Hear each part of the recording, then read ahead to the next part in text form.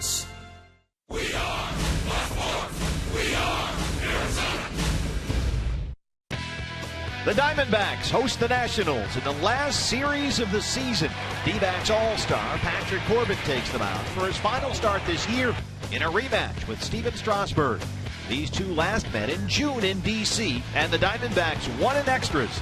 D-back Nation, sit back and watch. MVP Paul Goldschmidt only 3 more times. Game 1 next.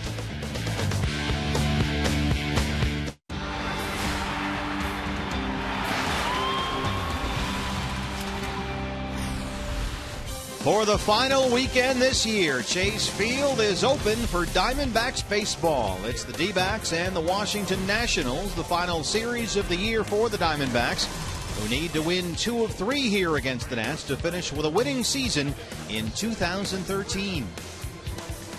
Good evening from Chase Field and welcome to the broadcast. Steve Berthiaume and Bob Brenly along the way. This is it, the final series, the final homestand of the year. The Diamondbacks and the Nationals, first of 3 here tonight.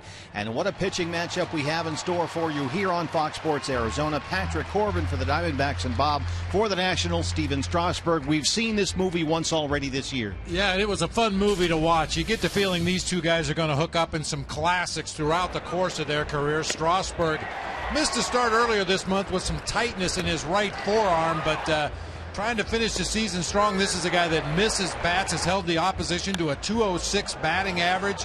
Big-time strikeout pitcher. He will lose the zone from time to time and walk some guys, but it should be a beauty tonight. That was quite a game when we played the Nationals, and these two last hooked up into Nats Park earlier this year. Of course, it was a getaway day. That meant extra innings, and this is the matchup head-to-head. And Patrick Corbin, we'd love to see him finish this season strong tonight. Had a tremendous first half of the season. We mentioned that game in Washington earlier this season when he pitched a tremendous ball game. 7 innings, gave up only 5 hits, struck out 6, gave up the 2 earned runs. As we've said many times already, it went into extra innings, but that's when Patrick was really on top of his game. Well, here today, it's Diamondbacks baseball for the final weekend this year. The roof is about to be opened up at Chase Field, and we're set to go. First pitch on the way, the D-backs and the Nationals. When we come back, a conversation with GM Kevin Towers. What happened this year? What must be fixed for next year? You'll have KT's honest answers when we come back.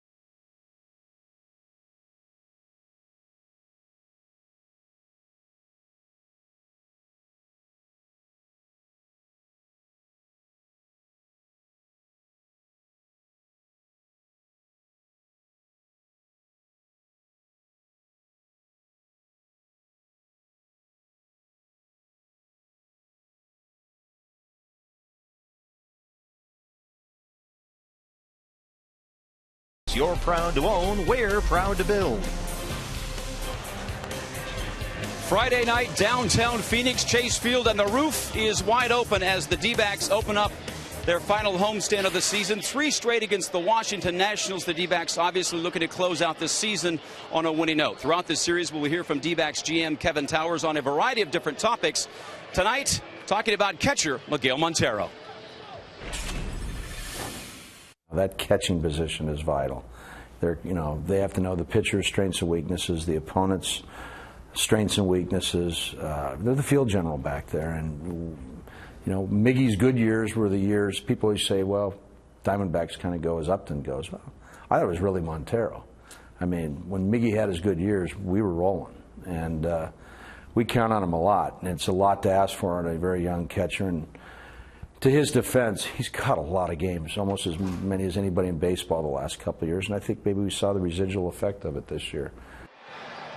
Well, Miggy once again behind the plate as Patrick Corbin goes up against the Nationals' Steven Strasburg. But the final 3 home games of the season for the Arizona Diamondbacks, will it be an MVP year for Goldie? Paul Goldschmidt leading the D-backs against the Nationals. We've got it all next right here on Fox Sports Arizona. Steve and Bob back with a call in just a bit.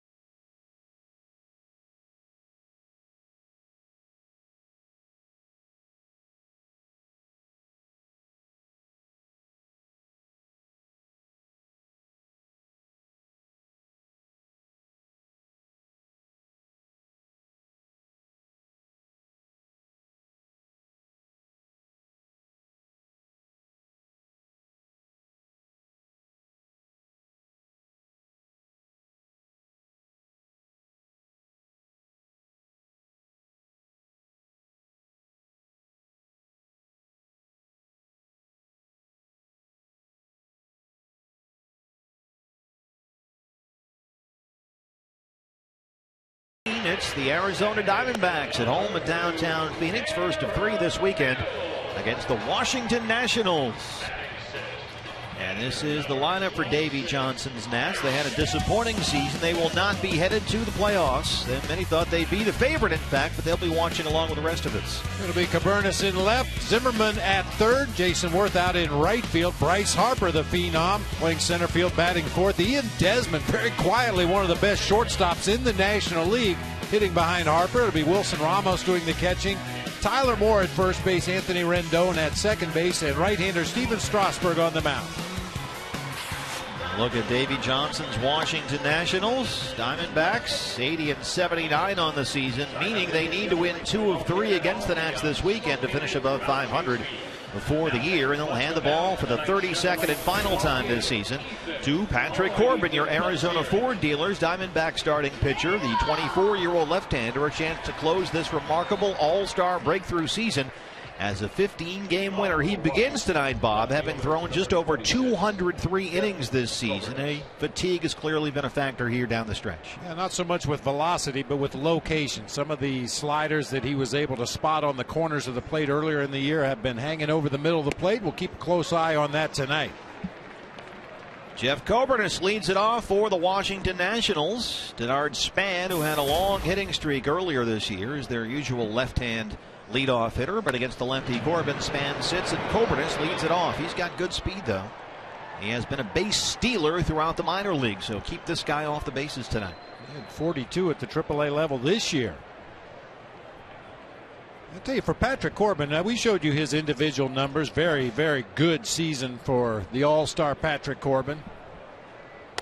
But if you look at the team record when Patrick Corbin starts, only Max Scherzer has started games that his team won more than Patrick Corbin. Scherzer, the Tigers are 25-7 in his 32 starts this year. For Patrick Corbin, the D-backs are 23-8.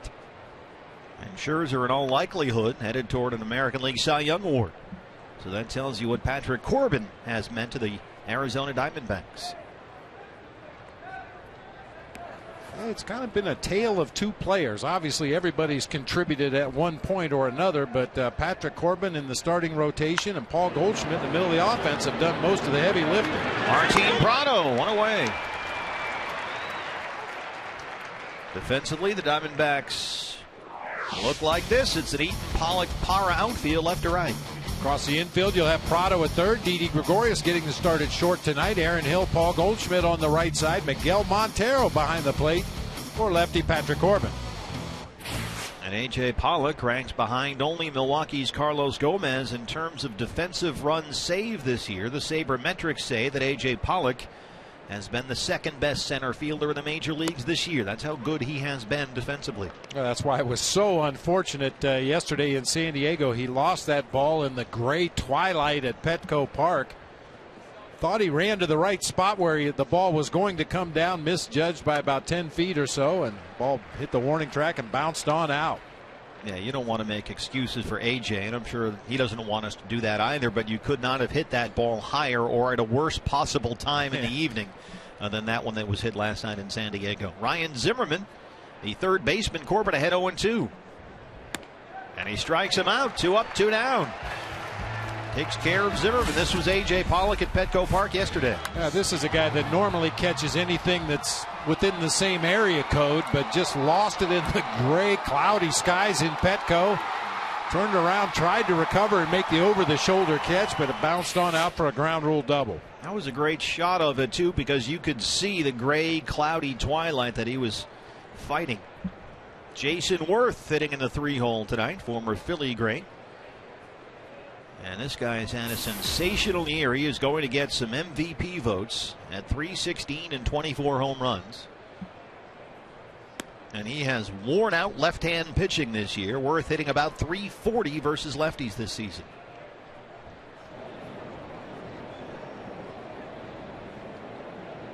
Bryce Harper is the on-deck hitter.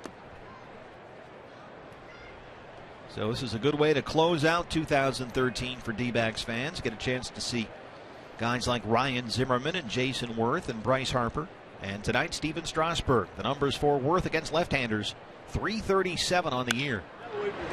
That's out of play, 2-1. Jason Worth missed almost all of May with a right hamstring strain, but since he returned from that injury on June 4th, he's played exactly 100 games, and in those games, he's hit .331. He was the National League Player of the Month in July.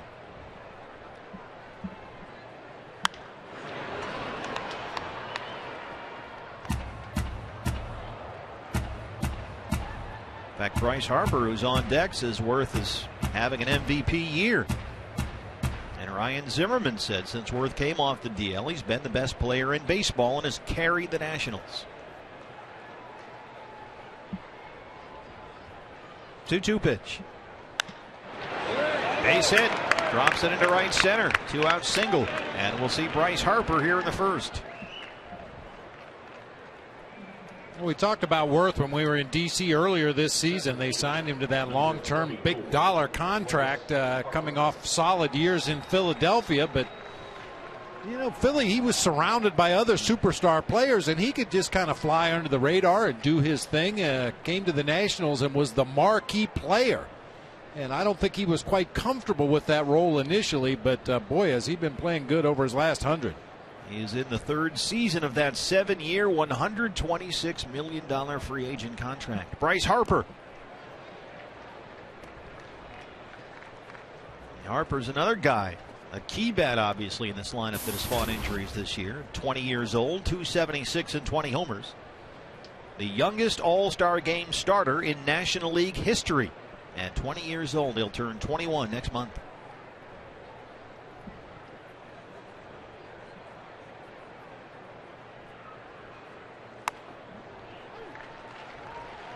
Now, it's interesting in contrast to Jason Worth. We showed you the numbers there against left-handers. Bryce Harper, now this is a sort of a weak spot in his game. Hitting left-hand pitching. He's only about 210 versus lefties this year. He's over 300 against right-handers. And he's behind here 0-2. Chases that one in the dirt. 2 strikeouts in the inning for Patrick Corbin. They strand the 2-out single. CenturyLink, your link to what's next coming up. Hashtag MV Paul, a 16-game hitting streak for Goldie.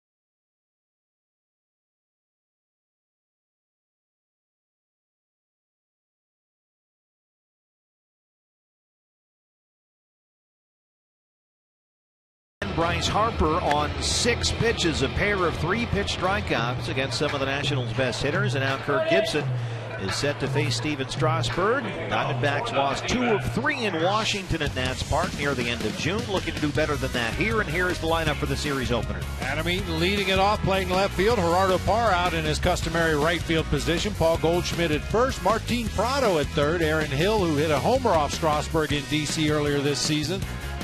Miguel Montero behind the plate. A.J. Pollock in center field. Didi Gregorius at short tonight, and Patrick Corbin, the lefty, on the mound.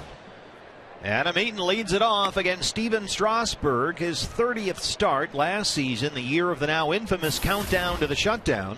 Strasburg was capped at 160 innings. This year he's thrown 176, so he won't get to 200 this year either. And he has not, at least to this point, had that clock hanging over his head, counting down every pitch in every inning. There's his arsenal. 4-seam fastball in the mid to upper 90s, a nasty curveball, a straight changeup occasionally. And as we mentioned, the Diamondbacks face Strasburg at Nats Park at the end of June. Coincidentally, not ironically, he was matched up against Patrick Corbin. There is Mike Rizzo, the man who's been the architect of this lineup for the Nationals. They had very high expectations. How about Ryan Zimmerman at third? Wow.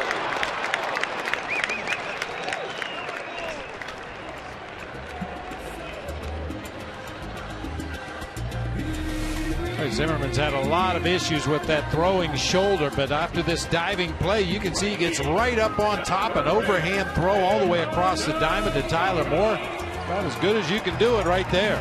He has battled shoulder problems in recent seasons, recurring shoulder and throwing issues. He had a major operation and sort of had to rework his throwing motion. It was a lot of sidearm stuff, but we've been told now that he is back and throwing overhand and throwing as strong as ever, and we just saw that that certainly is the case. So a defensive gem for the Nationals at third to open it up. Here's Gerardo Parra in the 2-hole tonight. 96 from Strasburg, 0-1. Goldie in his usual position, that foot against the back railing. That customary chopping action rather than take a full practice swing in that on-deck circle, just the beginnings of a swing. And is that him just kind of whittling everything down to one swing thought? I would assume that's what he's doing. I think if he takes his hands from the position he's in, that little chop to the ball, that's the picture he wants in his mind. That one's grounded to first, should be no problem for Tyler Moore. They retire Parra at first base, because everything else will just naturally follow. He just wants to make sure that the initiation of that swing is quick and choppy to the ball. Everything else will fall into place if that is right. A 16-game hitting streak, the longest active streak in the major leagues. He has hit .406 during the streak, including 5 homers and 17 RBIs.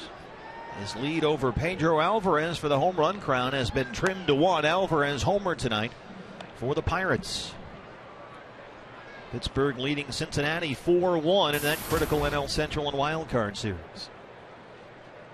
36 homers, 124 RBIs. Goldie leading the National League in homers, RBIs, slugging, OPS, OPS plus, total bases, and intentional walks. Other than that, he hasn't done much. Well, people say, make your case. Go ahead, make your Goldie MVP case. Well, look at the numbers. Yeah. Just look at the stat sheet. Well, and I think one thing that may help sway some voters, we've talked about this at length over the last month or so, but the guys that fall into that sabermetric category, he's got good numbers in all those stats as well. Walks, on base percentage, win probability added, which is sabermetrics attempts to measure clutch. When does he get his hits? Are they meaningless homers early in the game, or are they key hits late in the game? Goldie is the National League leader in that category, and he has been solid gold. 3-2 from Steven Strasburg. Bounced in a hole. Zimmerman spins and throws. Ryan Zimmerman's in town, in case you hadn't noticed. Couple of defensive gems at third by the Nats third baseman. We are scoreless through 1 at Chase Field.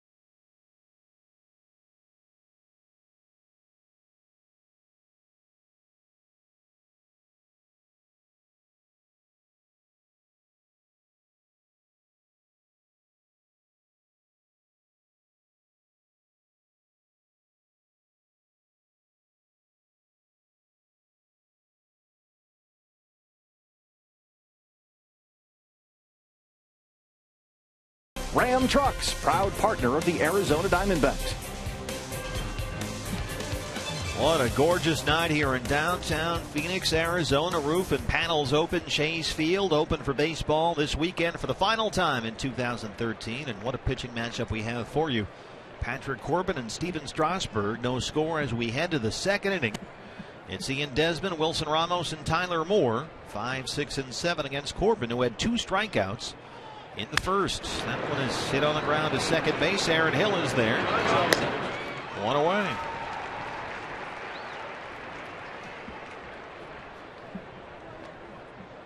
Bob, do you find it in a situation like this where you're not going to the postseason and you've known that for a couple of weeks now and you're grinding through the last few weeks, but when you get down to that last series and you know, okay, this is it, this is the last 3 games, do guys maybe kind of relax a little bit and have some fun and enjoy just the baseball part of it a bit more than looking at the schedule and saying, all right, this is 150 and we got 112 more to go, and this really is it here? Yeah, I think for some guys, obviously, there's a sense of relief. The season hasn't gone individually the way they had hoped, hadn't put up the kind of numbers that they expected coming out of spring training. But for the overwhelming majority of guys, you get down to this point and you realize that in 3 days, I'm not going to be around these guys every day. It's going to be a completely different life than I've had for the last 6 months. And you get a little sad about it. There's a lot of joking in the clubhouse. Well, come Monday, you can pick your own friends. But the reality is, from being around these guys on a daily basis every day, this becomes your extended family. And the thought that I'm not going to see these guys again until spring training, it's kind of a rude awakening, and it's very bittersweet. 1-2 to Wilson Ramos, who lines that one right to Goldie. 2 up, 2 down in the second. We have seen some corner infield defense so far in this series. Yeah, to take it a step further, your question, some of these guys aren't going to be back with the D-backs next year. Same thing on the other side of the field with the Nationals. You never know from year to year which teammates are coming back, which guys will be traded, which guys will be released, which guys may just decide they've had enough, want to go on to the next stage of their life. So really is a transition. It becomes, I guess, in a sense, a little more real here on this final weekend. Tyler Moore, the first baseman. Pops it up. Foul ground, first base side. Miggy on the run near the Nats dugout. He'll have a peek, and he's got it. Miguel Montero in front of the railing of the camera well. And it's a 1-2-3 second for Patrick Corbin. No score at Chase Field.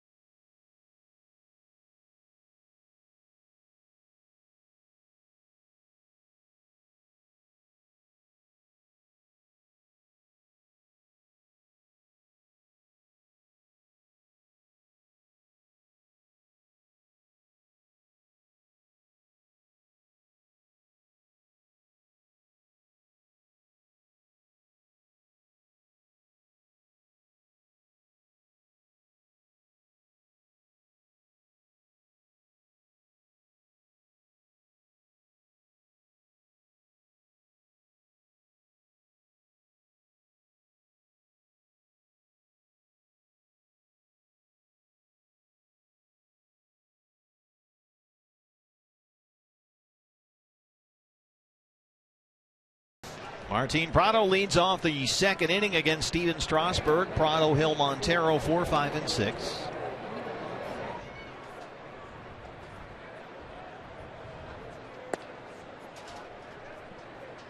Martin Prado, 281, 14 homers. He is over 80 RBIs for the first time in his career. 14 home runs, only one shy of a career high. Number 14 came yesterday in San Diego. Drives that one to center field. Harper backing up, and he will not get there. It one hops the wall, and Prado's into second. Martin Prado, double number 36. Leadoff man aboard against Strasburg.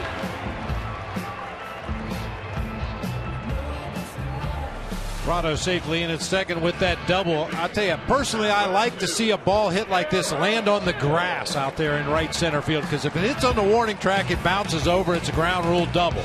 If it hits on the grass, at least it gives you the chance of possibly getting a triple. Martin content to stop at second with nobody out, and he's in scoring position for Aaron Hill. And oftentimes, Bob, we've seen whatever the fielder may be, maybe misplay the carom, suddenly it gets behind him, and now you're really running wild on the bases. Aaron Hill. Diamondbacks' first hit against Steven Strasburg. Aaron in there at 294 and 11 homers.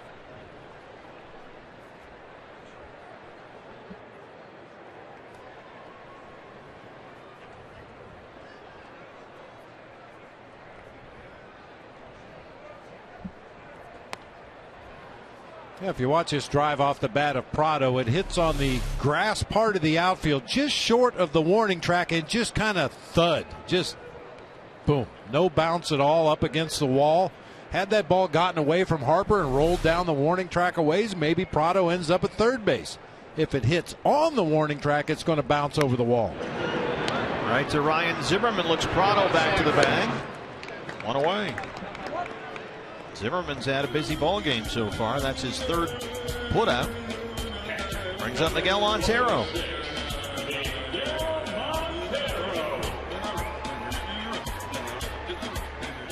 I'm going to miss this song over the winter. Really? No. It's probably on iTunes. I would assume it is. Still say it sounds like the DJ going down an escalator. Underwater. Miggy 234 and 11 homers.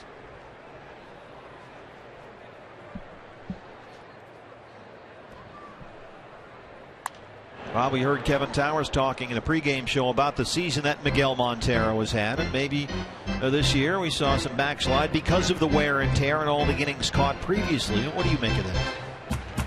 Well, I mean, that's a possible explanation. He really got off to a slow start this season. Coming out of spring training, hit under 200 for the first 2 months of the season. Has really picked it up since then. The real concerning thing for me is what I've seen behind the plate defensively. I always thought Miguel was one of the more solid catchers in the game, and he's kind of gone backwards as far as blocking balls in the dirt, receiving pitches for his staff, and that's something that's really surprising. Every player is going to have offensive years where you struggle at the beginning or in the middle or at the end. But boy, at that position, and Kevin Towers alluded to it, that's an important spot on the field defensively. Major part of what you do every day is how you handle that pitching staff, how you get your guys through a ball game, and I think those skills slipped a little bit this year. And we heard KT say that all those years in recent seasons, everyone said, well, as the Diamondbacks go, Justin Upton goes. And KT said, I always thought it was we go as Miggy goes. He was the key. Of course, Miggy had that back problem not too long ago, missed a month. Dug his way out of that 180 hole he was in the middle of May. And worked hard to do it. 0-1 to A.J. Pollock. I mean, there have been a number of games this year where wild pitches have moved runners into scoring position, pitches that probably or should have been blocked behind home plate, allowing guys to advance 90 feet, and then they come around to score on a base hit that, you know, probably shouldn't have been on the board. There have been a lot of those cases this year.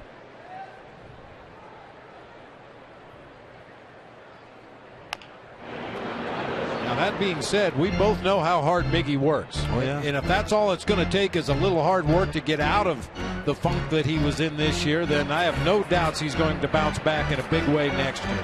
Have you seen players, and this isn't Miggy necessarily, but guys who have struggled offensively and are really slumping, just kind of carry that with them everywhere they go? It's unavoidable for some guys. They take such pride in what they do, and they expect to be a major contributor to the team, and when the bat goes south, the rest of the game goes right with it. I talked to Miggy about that over the course of the year a number of times, and he told me people always mean well, and they come up and they want you to do well, and they encourage you, and they say, hey, what about this, or have you tried that, and what about this other thing? And he says you stand there and you politely nod, but really you're not hearing them because you're just in your own head all the time.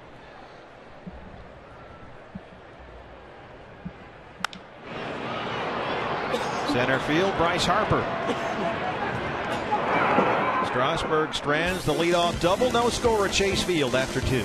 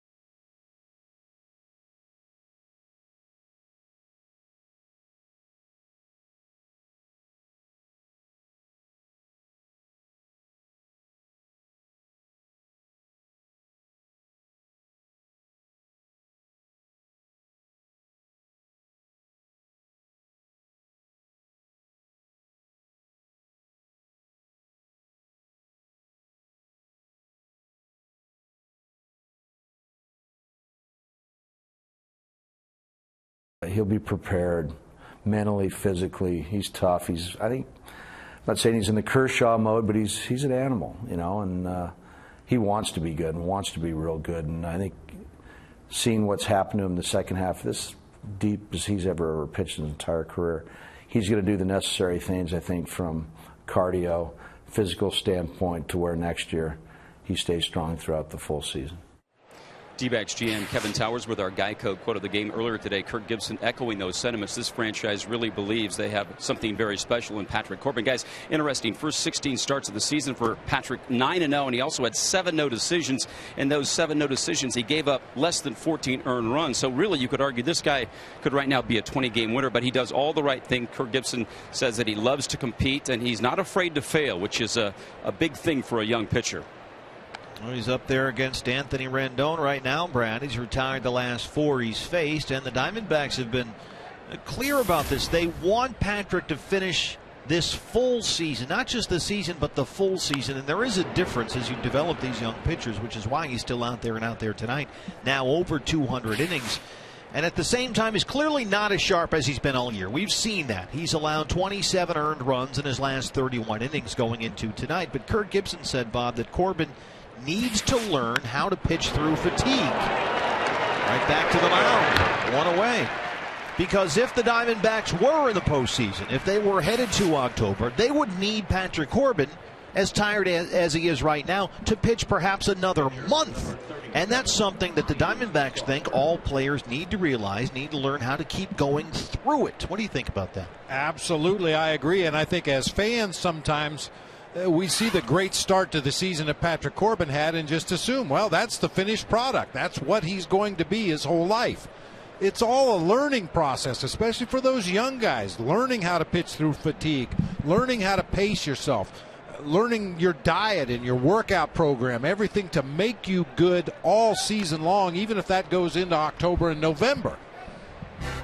And Patrick will get there. He's a sharp guy, and much like I said about Miggy, he's not afraid to work hard. He's not afraid to learn from those who have been there ahead of him. He'll get there. I think we just took a lot for granted from what we saw from Patrick in the first half of the season. It was fun to watch. He's 1-2 now on Steven Strasburg. Kirk Gibson said that the Diamondbacks staff has had an extensive conversation with Ken Crenshaw, the Diamondbacks trainer, about whether this is the right decision to let Patrick continue to pitch. They have to monitor this as he gets the strikeout. That's his third of the ball game.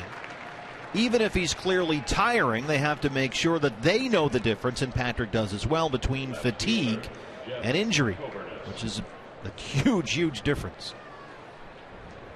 I used to have a lot of conversations with Ted Lilly when he pitched for the Chicago Cubs, a veteran guy, had been through a lot of the things that Patrick is going to go through throughout the rest of his career. And I asked Ted Lilly point blank one time after a start, how does your arm feel today? How does your body feel today? He said, I feel horrible. He said, it's hard to stand on my feet for very long. I can't sit for very long. I get uncomfortable. But yet you learn how to manage that pain and how to control that pain with your workouts. You learn how to pitch through it out there on the mound. Some days you might not have any fastball at all. You learn how to mix in more off-speed pitches. You learn how to spot the fastball a little better. Once again, all part of the learning process that guys go through at this level if they're going to be a good one. Jeff Coburnis, the left fielder, the leadoff man, knocks a base hit up the middle. That ends a streak of 6 straight retired by Corbin. And Coburnis has a 2-out single. Ryan Zimmerman up now.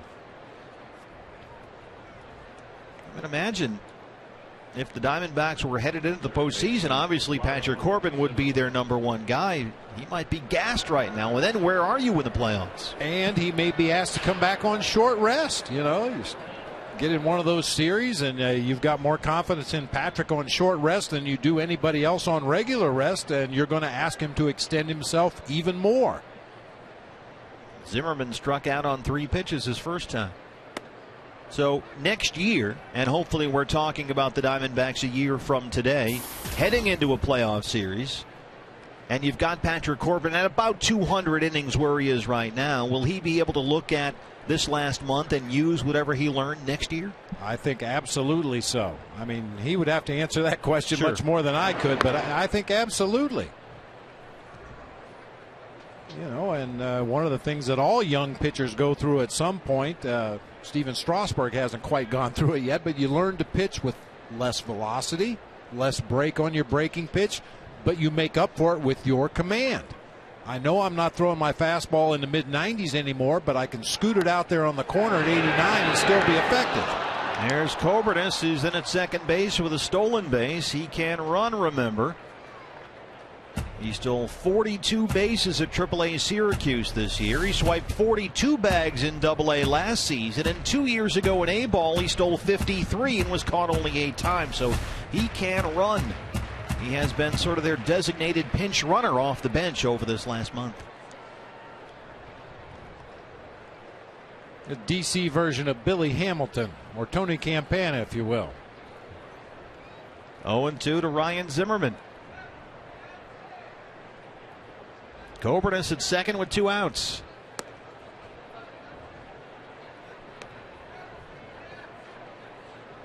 Starting Zimmerman with an 0-2 count here. 5 of the first 11 hitters in this game, Patrick has jumped ahead 0-2.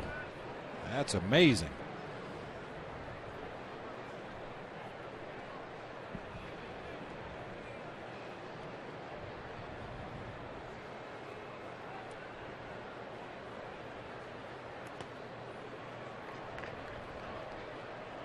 That's a great example of what we're talking about with the fatigue, that pitch in the dirt in front of home plate.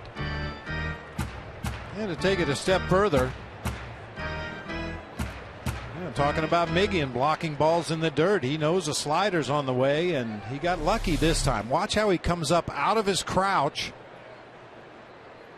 Ball just happened to hit him in the glove. I mean, that is an enormous hole between the shin guards and under the glove. Much better that time. Dropped down to his knees, covered that 5-hole, take the ball off the chest protector. Don't try to pick it clean. This is what you like to see on that slider in the dirt. Get down there and smother that baseball. Nowhere for it to go. Now, in terms of Patrick, is that the pitch earlier in the year when he wasn't as fatigued that he would bury on the back foot of that right-hand hitter?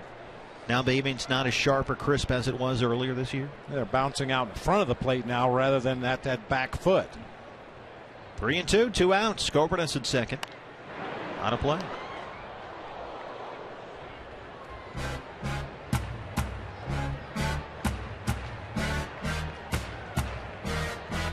Patrick Corbin, in terms of the makeup, and Kevin Towers talked about this, it's absolutely off the charts, and you couldn't think of better guys around which to build than Paul Goldschmidt, Patrick Corbin. I mean, these guys are competitors,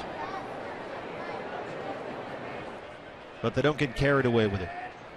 Good people. Well, and that was one thing we noticed from Patrick right away in spring training, the competition for that 5th spot in the rotation, and Tyler Skaggs showed some anxiety and stress out there on the mound from time to time. Randall Delgado struggled to throw strikes. Patrick Corbin was as calm, cool, and poised as anybody you've ever seen out there on the mound under very tough circumstances. 3 guys battling for 1 spot. Very good foreshadowing of the kind of attitude and body language and poise he was going to have on the mound during the regular season. He really did take command of that 3-horse race, if you will, from the very first day of camp. He pitched like he was the front runner. And at that point, he wasn't. Everyone assumed Tyler Skaggs would get that first shot at it. 8th pitch of the at-bat on the way to Ryan Zimmerman.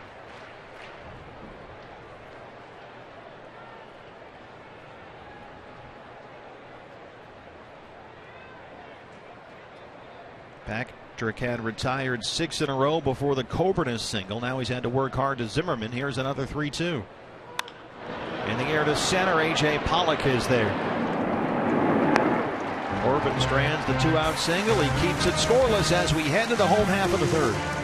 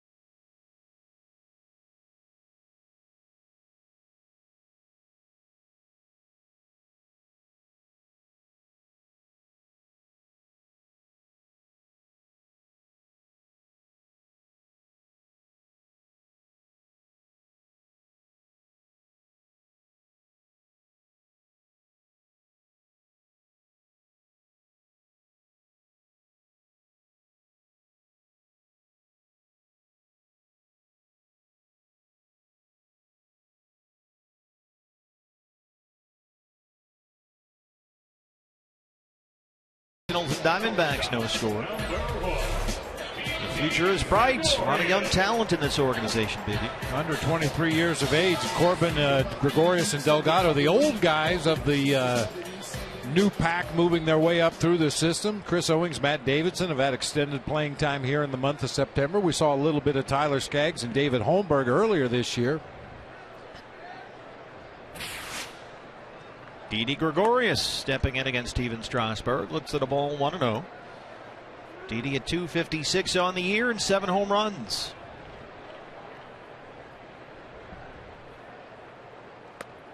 Then you've got the old guys. Adam Eaton, he's all of 24. Trevor Cahill, 25. Miley Parra, 26, and Goldie's only 25 years old. So not only the youngsters, 22 and 23-year-olds, but 5 other guys under the age of 26. Scout, draft, and develop, the key to sustained success these days. You can't just write the checks. You got to scout guys, draft them, develop them yourselves, and sign them to contracts, buy out some arbitration years, keep them here, and let them grow with your franchise, and your franchise will grow with them. And that's been the plan here. And that is the man pushing the buttons, Kevin Towers, the GM. 3-1. Ball 4. Leadoff walk. Brings us nicely into our AT&T Twitter poll question for tonight. Which 22-year-old in the organization will have the biggest impact on the Diamondbacks next year? Chris Owings, Tyler Skaggs, Matt Davidson, or David Holmberg? Just put hashtag FSAZ in front of your answer and tweet it to @FoxSportsArizona.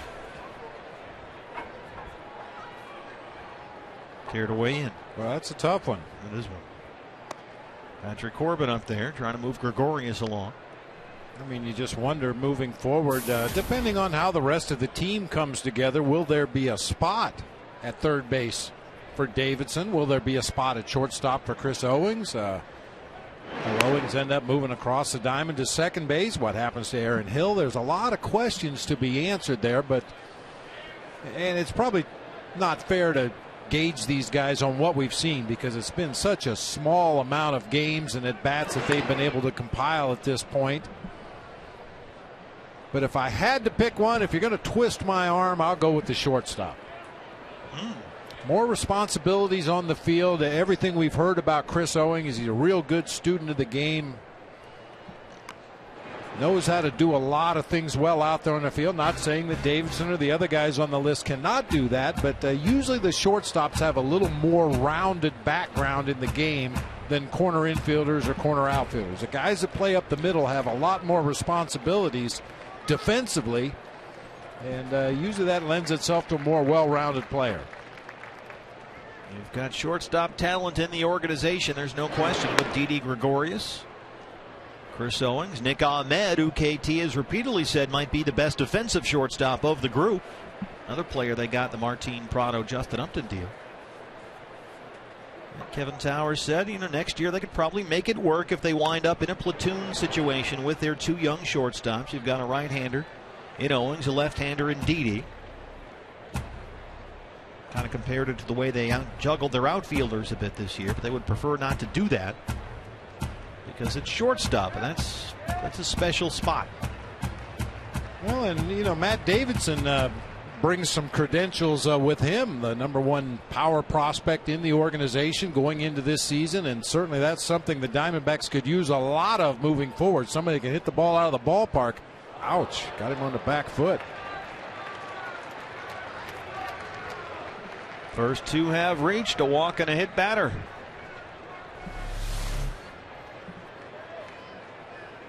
Hard curveball catches Patrick on the inside of that left heel. Tried to hopscotch over it, but just couldn't get that foot off the ground in time. Maybe on the side of the ankle or the heel. Doesn't appear to be any worse for wear down there with Steve Sachs at first base. So it's Gregorius at second, Corbin at first, top of the order Adam Eaton. He grounded out to third on a terrific play by Ryan Zimmerman in the first.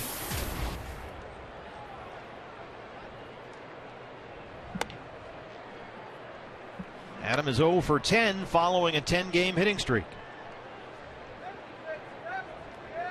And we're talking about shortstop, and this, Bob, is another spot where they're going to have to figure out an answer.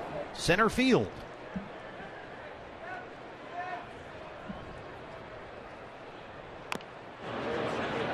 Well, the good news is for the D-backs, they have some depth at a couple of very key positions that teams are usually looking for help. So the tough decision is going to be who do you keep and who do you trade. If there's somebody out there that can help your ball club, whatever that need may be moving forward, and you've got a surplus of shortstops and center fielders, I don't think you'll have any trouble finding trade partners. 1-1.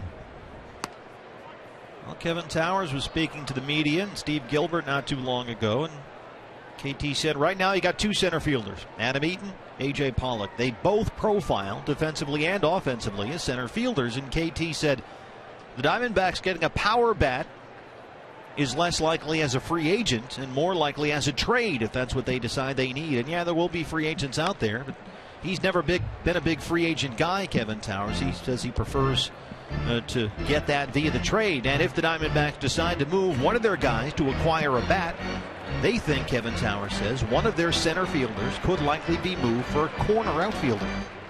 You know, you think of those corner outfield spots. You know, the guy out there who hits 25, 30 homers.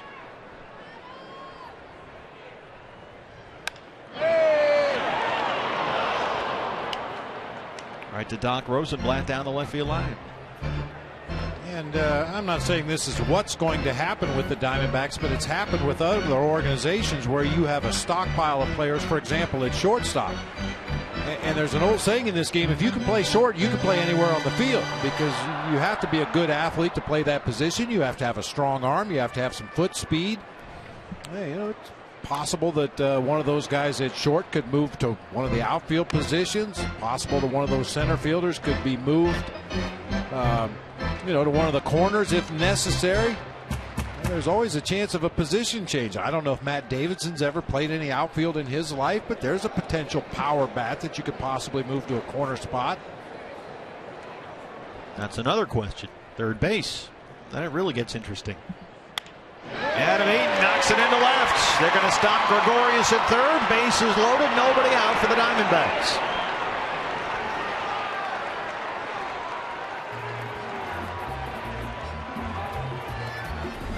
Nice approach. Both of his first two at bats here for Adam Eaton, just letting the ball get deep and slap it the other way. The first one was picked cleanly down there by Ryan Zimmerman. This one finds a hole in the left side. And with nobody out, Matt Williams there to throw up the stop sign and set it up for Gerardo Parra, Paul Goldschmidt, and Martin Prado with the bases loaded. It's Didi Gregorius standing at third base. Patrick Corbin's at second.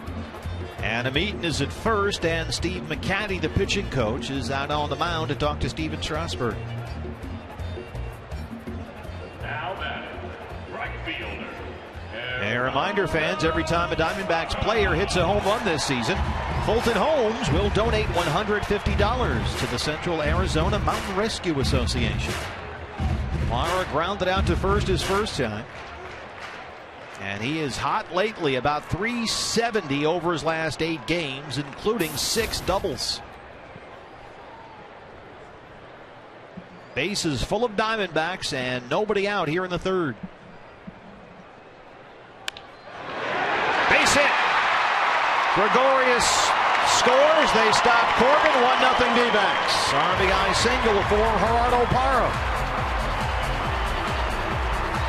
Ambush.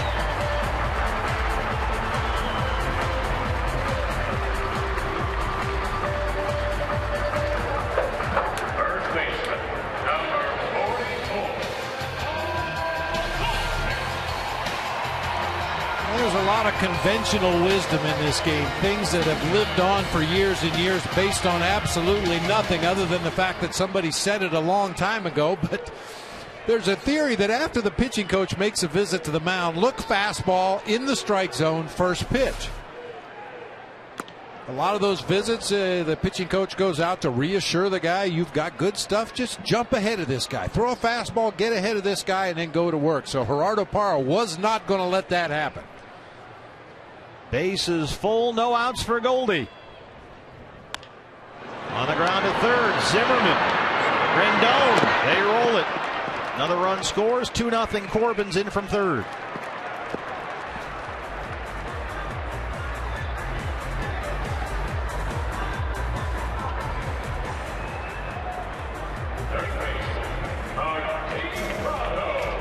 Brings up Martin Prado, who doubled his first time.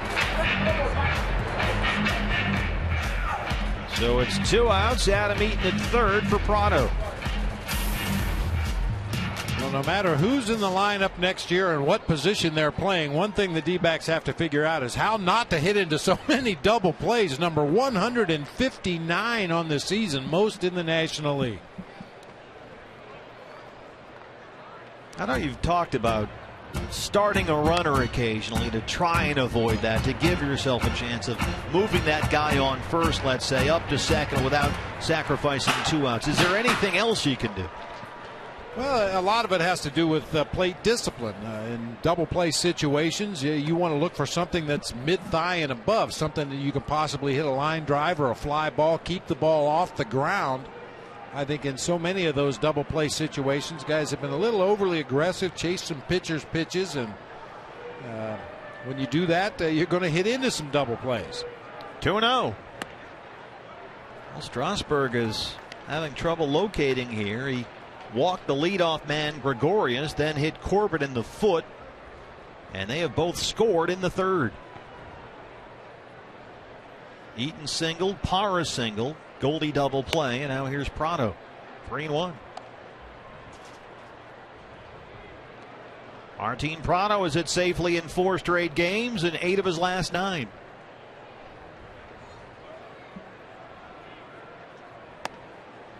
Ball 4. Second walk of the inning issued by Steven Strasburg. He's fighting it now a little bit out there. I mentioned this earlier to one of our unnamed booth assistants. Our unreliable staff. Yeah. Strasburg, in a lot of ways, reminds me of a very, very young Nolan Ryan. And certainly it's not fair to compare anybody to the Hall of Famer Nolan Ryan, but he racks up huge strikeout totals. He doesn't give up a lot of hits. He walks a lot of guys. On a given day, he can absolutely dominate an opposing lineup. That one popped into foul territory. No trouble for more. Strasburg strands 2, but the Diamondbacks get 2, including RBI number 48 for Gerardo Parra. We are through 3 at Chase Field, and the Diamondbacks lead the Nationals 2-0.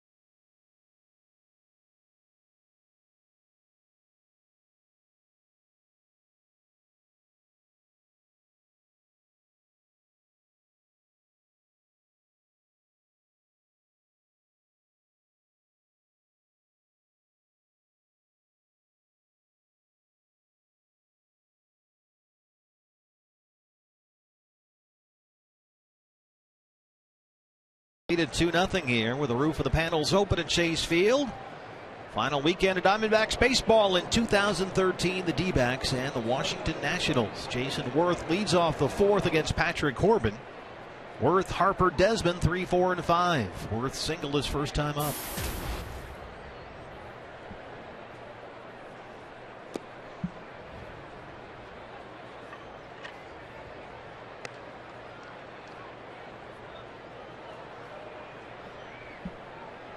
.45 pitches so far for Patrick Corbin, 30 for strikes.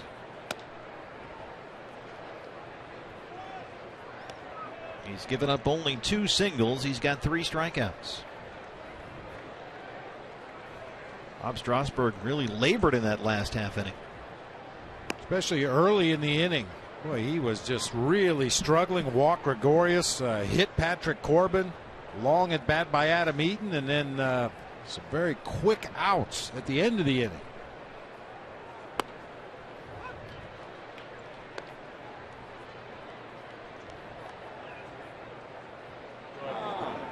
Cheers.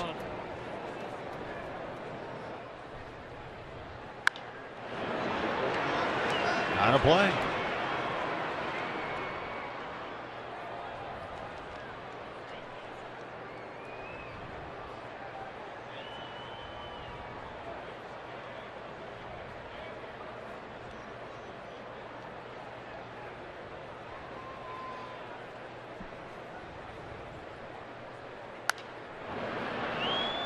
Jason Worth said last year the Nationals cruised to the finish line.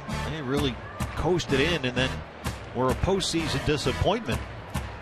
And Worth said because they had it relatively easy last year, they, as a ball club, really didn't learn how to win. They led wire to wire, never really had to work for anything. And not the case this year with all the adversity. And Worth says we have to learn if we're going to win it that we're going to have to work for it.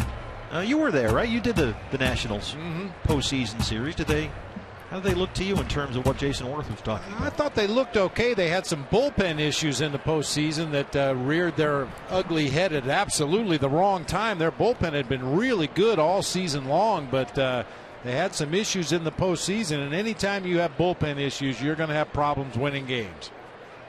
3-2.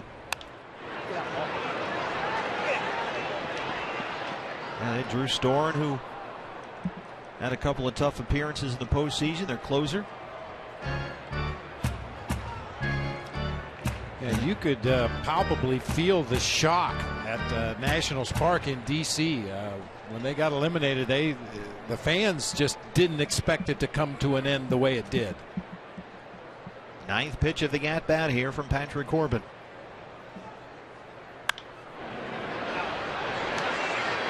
Yeah, that really has, people in Washington have been writing about this all year, carried over into this season. This season just never started. They were like a car that could not get out of the garage. High expectations for this ball club. 100-win team. They added Denard Span. They added Soriano back there. A whole bunch of changes. Bryce Harper, another year under his belt. Just never got it started. There's a leadoff walk to Worth. Spoiled a whole bunch of pitches by Corbin, and he gets a base on balls. So he's on base for the second time. And they go from winning the division last year to being 10.5 back this year. And have made an unbelievable charge in the second half of the season just to get to the position they're in now. Well, Jason Worth said publicly that the expectations sometimes get in the way of what it takes to win, and because of all the speculation about the ball club. Worth said you almost feel like you're entitled to win, that you don't feel like you have to. Harper lines that one to center. A.J. Pollock. Watch it, caroms off the wall. Worth will come in and score, and Bryce Harper has an RBI double.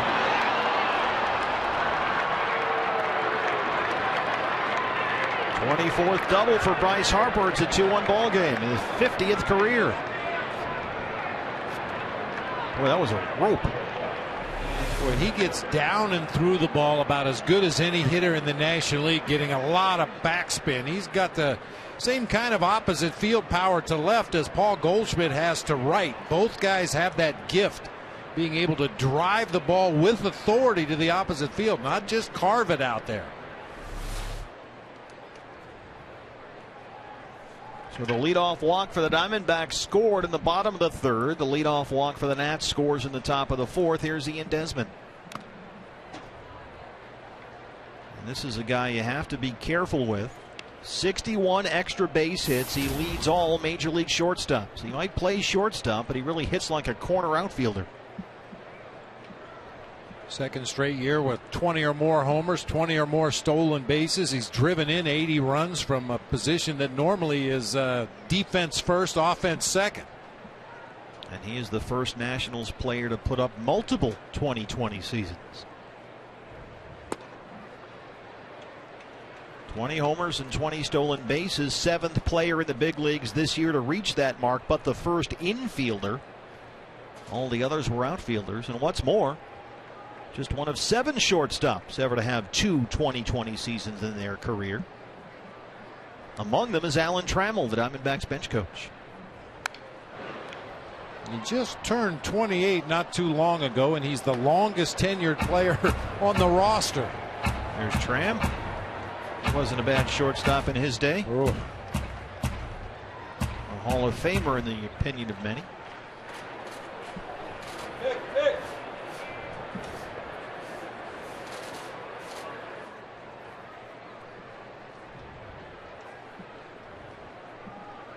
One and two to Ian Desmond. Bryce Harper at second. Got him to chase that breaking ball in the dirt, and they'll get the out at third.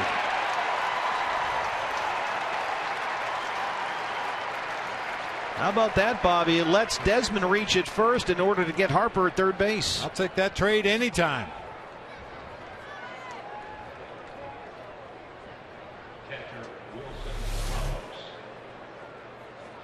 Pitch in the dirt. Harper got a little bit of a late jump that time. Miggy saw it, fired a strike down there to Martin Prado in time to get the lead runner.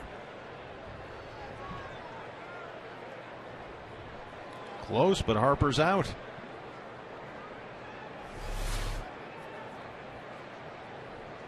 Desmond at first.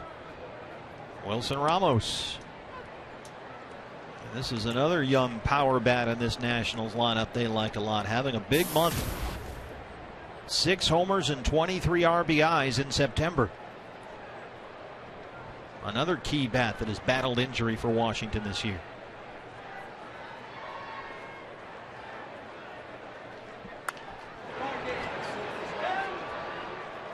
Wilson Ramos missed most of the first half of this season with a left hamstring strain. Came back on the 4th of July, and since he's returned from that injury, he's hit .280 with 50 RBIs in 62 games.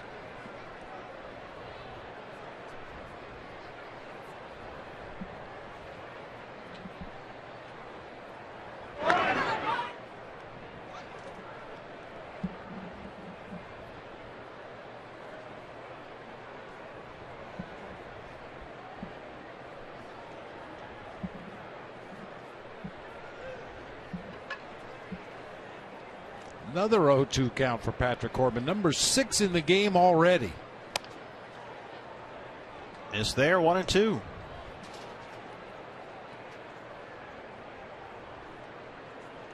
Jason Worth walked to lead off the inning. Scored on the Bryce Harper double. Desmond swung at strike 3, missed. Montero threw to third to get Harper. So Desmond's aboard at first, and now they got him on go. Nationals running into outs on the bases here in the inning.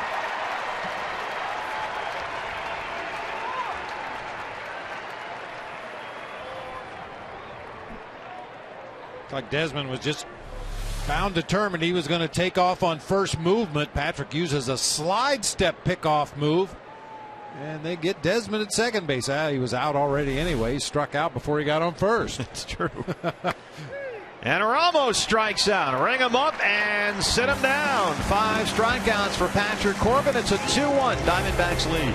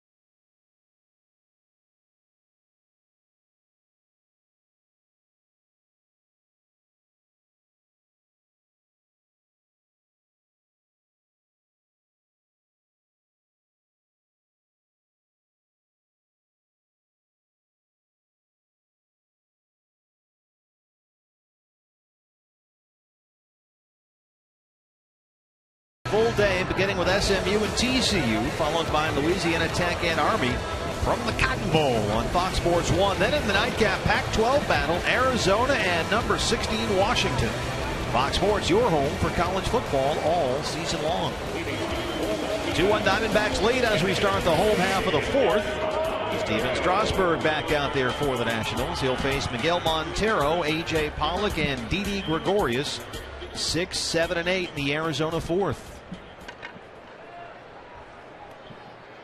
Nationals doing the Diamondbacks some favors in that half inning, running into an out at third and an out at second.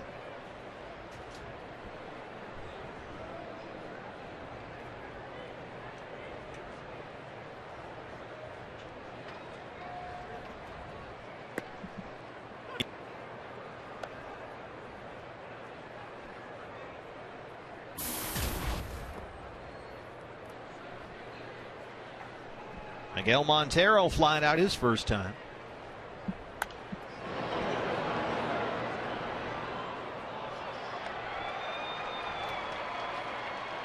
Miggy will finish this season with his lowest batting average since 2007, when he played in only 84 games and hit .224.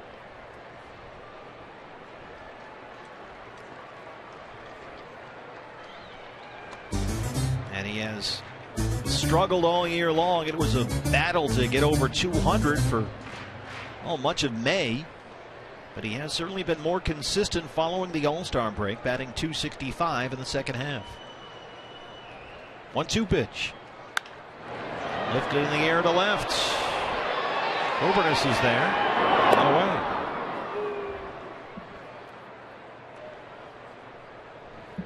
Take another look at Bryce Harper getting thrown out, trying to go second to third. And this is something they talk about with the Nationals all the time. This guy's got his foot down on the gas pedal. Is there such a thing sometimes as over-aggressive? I don't know. I'm sure there is, but another old saying in the game, it's much easier to calm a guy down and take some of that aggressiveness out of his game than to try to light a fire under a player who doesn't have that aggressiveness. So I don't think they're going to say anything to Bryce Harper. He got a good read. He saw the pitch in the dirt. He broke for third base. It was just a really good play by Miguel Montero to get him down there at third. And it's funny, he seems to have a pretty good relationship with Davey Johnson. There's got to be a half a century of difference in their ages, but they seem to get along remarkably well, and it seems from a distance that works for the most part, because Davey lets the kid be a kid. Hey, go run, go play, hit home runs, run into walls, do your thing. I think Davey realizes a guy like Bryce Harper, even if he played in Davey's era, would have been a great player. Here's Didi, walked and scored his first time. But it's funny, you might see some organizations or some managers maybe sit Harper down and go, hey, don't run into a wall. You don't always need to take the extra base. Calm it down a little bit. But they haven't done that, it seems, with this kid. I think that's part of what makes him such a good young player. But, with experience, with enough bruises, with enough crashes into the outfield wall, he'll learn to pick his spots a little better.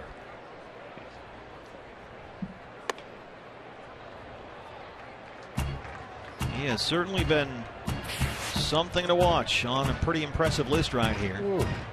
Highest OPS in your age 20 season since 1900. He is right there with Ott, Kaline, Fox, Mantle. He's ahead of Ty Cobb. You're ahead of Ty Cobb in something. You're doing it right. Yeah, really. Age 20, I was ditching classes at college and shooting pool. How'd that work out for you? Well, the other thing is, this is a kid that obviously they need him. He's the guy that makes them go. Davey Johnson has said that, but remember that play where he crashed in full speed into the outfield wall at Dodger Stadium in the middle of May? He really injured his knee badly on that play and missed a month. So there is a downside to it. And if you're going to play in that style all the time, it might work when you're 20 or 21, but as he sort of goes along, it might not. All part of the learning process. He'll pick his spots a little better.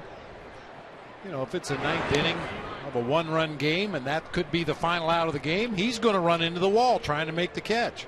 If you're getting beat 11-0 in the seventh inning, maybe he backs off the wall and plays the carom. I think he'll learn as he gets more experience. Strasburg is not exactly throwing strikes out here tonight. Now at 59 pitches, 36 strikes and 23 balls. He's yet to strike out a Diamondbacks hitter. He has walked 2 and hit a batter, and he's behind 3-1 on Gregorius. Well, Davey Johnson, getting back to the Harper thing, said that Harper has adjusted to his place in the game, and when you go through a period where you have all this attention, that's new, and you try to live up to the hype. You try to do things, you try too much, and Johnson said he thinks Harper's kind of getting over that a little bit and back to just enjoying baseball and not trying to hit light towers all the time. Well, he's been the center of attention since he was about 16 years old, so certainly understandable.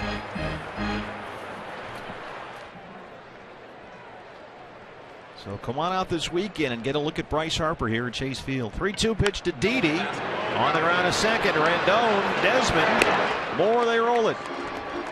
Another double play hit into by a Diamondbacks hitter. We are through 4. They lead it 2-1.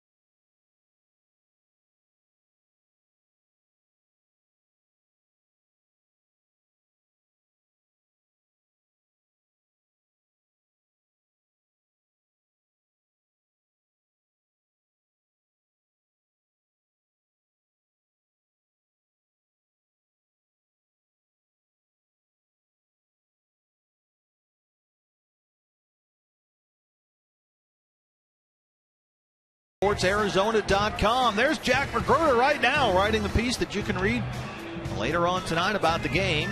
On there right now, he examines whether the Diamondbacks need another power hitter.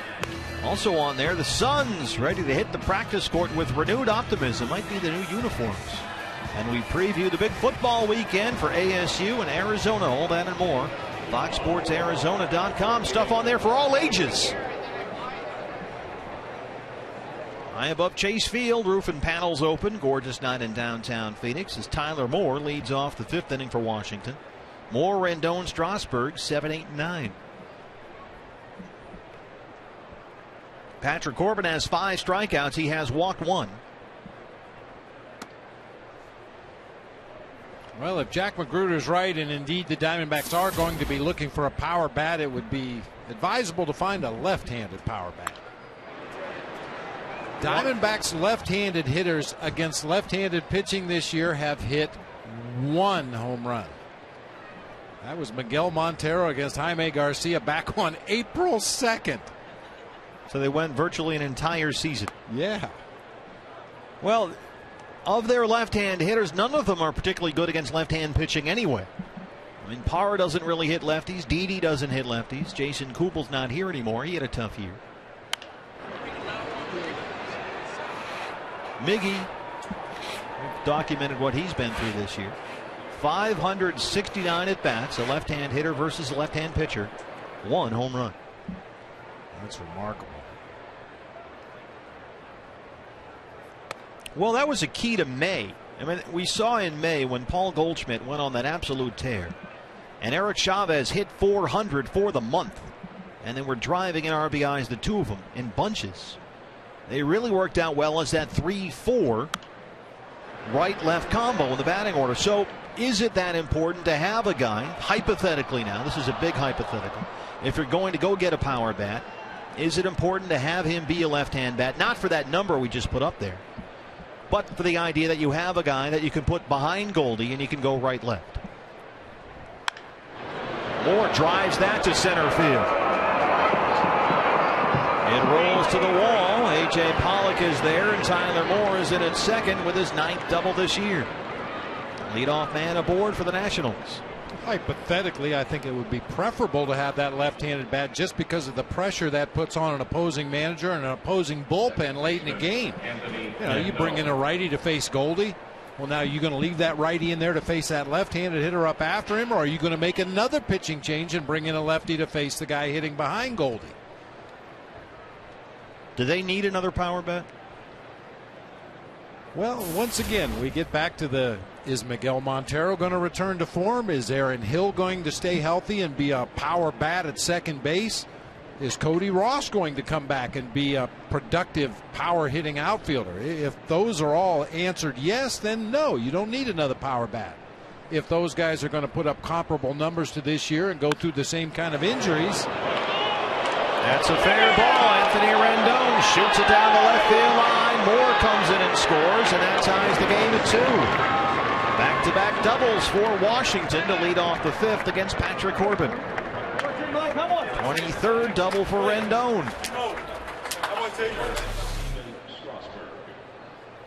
Quick bat by Rendon that time. Top spin liner hits right on the chalk out there in left field. Just died on the warning track. A long run over there for Adam Eaton to get to that ball, and while he's chasing it, Moore came around to score easily from second base.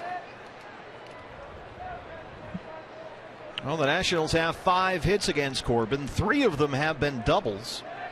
And here's Strasburg, who struck out his first time.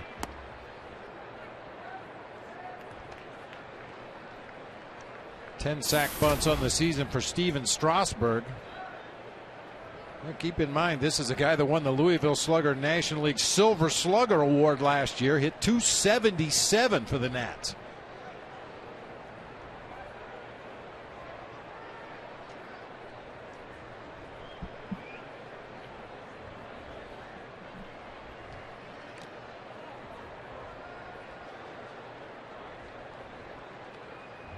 Do pitchers work on bunting enough? We've set up here for 160 something games, it seems, and I can't tell you how many times I've seen a pitcher just for any team just struggle to get a bunt down. As my own personal opinion, I think they practice bunting a lot. They just practice it against batting practice pitchers that are lobbing the ball up there. You can pull people out of the stands that could bunt that. A slider, a cutter is another deal. Oh, yeah. A pitcher throwing 94 with some movement. That's a whole different animal. We like to try to get our pitchers in the batting cage in spring training against pitching machines now. It's not an ideal situation, but it forces you to react a lot more quickly than you do in a regular batting practice session against a BP pitcher.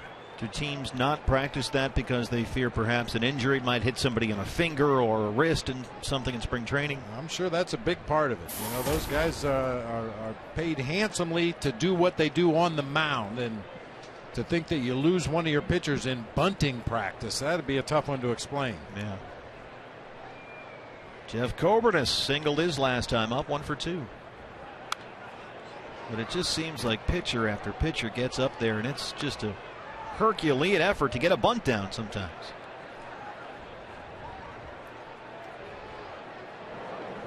And we've seen at Salt River Fields they have, and I'm sure they have it at other places too, bunting fields, right? Mm-hmm. Yeah. Where it's just kind of like a tiny little infield, almost like a wiffle ball field, just for pitchers to practice bunting.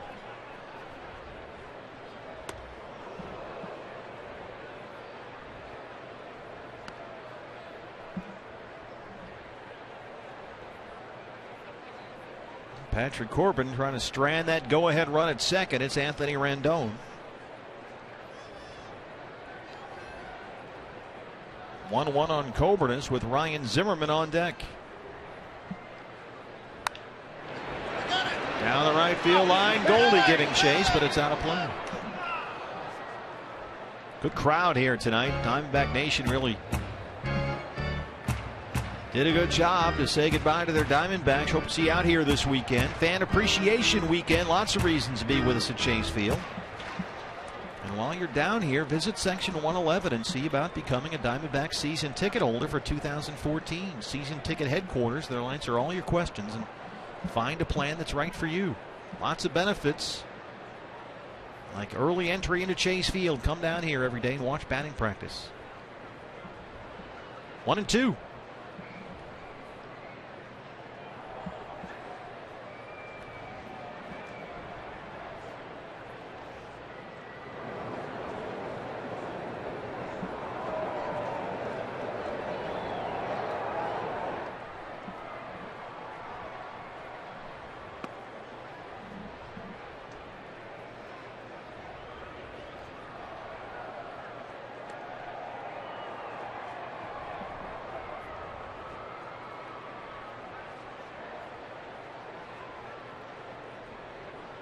Two doubles in this inning for the Nationals. Tyler Moore opened it up with a double. Rendon doubled, scoring more to tie the ball game. Strasburg struck out. Now it's 2-2 on Cobernus. He's able to hold up. It's full 3-2.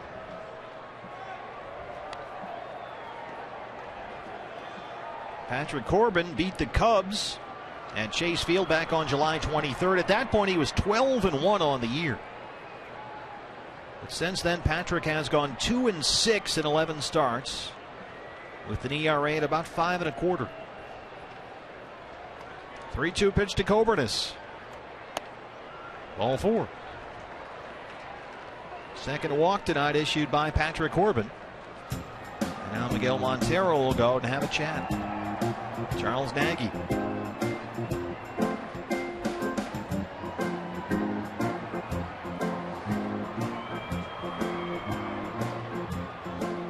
Diamondbacks bullpen is busy. The right-hander Will Harris is throwing, with Corbin about to throw 80 pitches.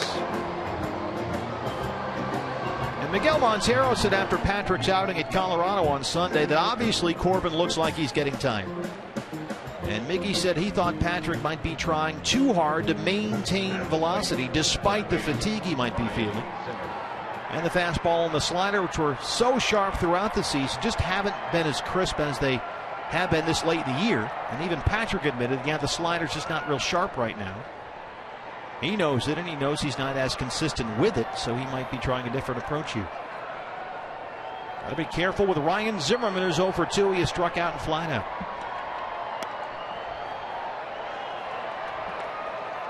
For his first 2 at-bats of this game, Zimmerman has seen 11 pitches. The guy in the on-deck circle, Jason Worth, has seen 15.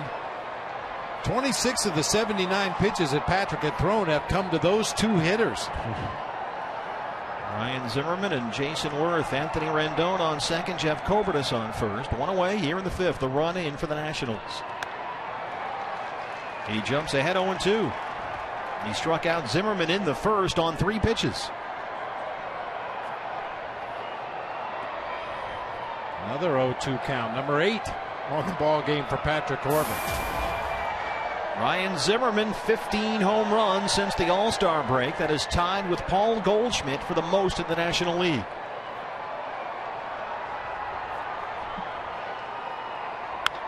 He drives that one to right field. Gerardo Parra has room, backing up on the track, and he's got it. Rendon tags and heads for third.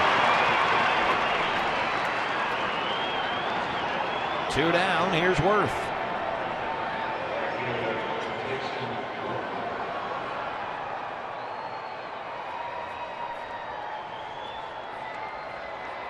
Worth has singled, walked, and scored a run.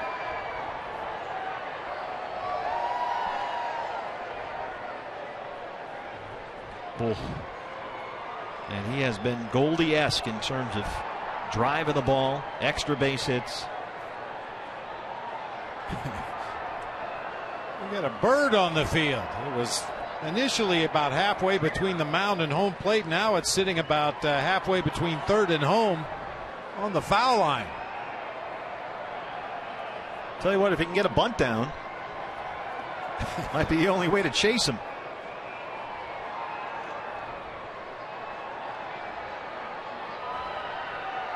Marty Foster is the home plate umpire. He seems content to let the bird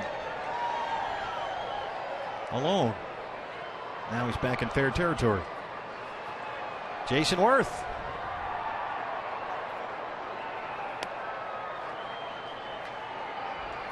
The bird has apparently never seen the video of Randy Johnson pitching down at Tucson Electric Park that took care of that bird's grandfather.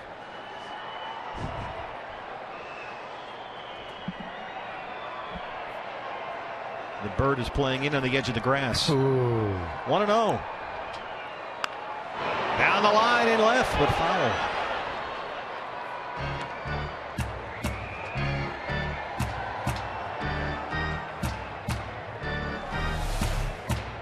Jason Worth's hands. He didn't come off the DL until after June 4th with that right hamstring strain. Got over his injuries, but he made a big adjustment. Started holding his hands higher in his stance. See how high they are right there. That was in an effort to try and generate more power, and as soon as he did it, he had 5 home runs in 4 games. It's funny how changes work differently for different hitters. We just came from San Diego where we talked about Will Venable and his resurgence offensively in the second half, and he dropped his hands, felt he was holding him too high in his stance at the plate. Jason Worth does exactly the opposite, raised his up. Both getting great results. Jimmy Rollins played with Worth in Philadelphia, and Rollins said that Worth has always been a guy that's able to get locked in there and stay there for a while. He'll go through a span where he doesn't even touch the ball, can't swing, but then he'll come back, he'll hit a couple of home runs, and he will just start hitting bullet after bullet. And he had that span for 2 months this summer.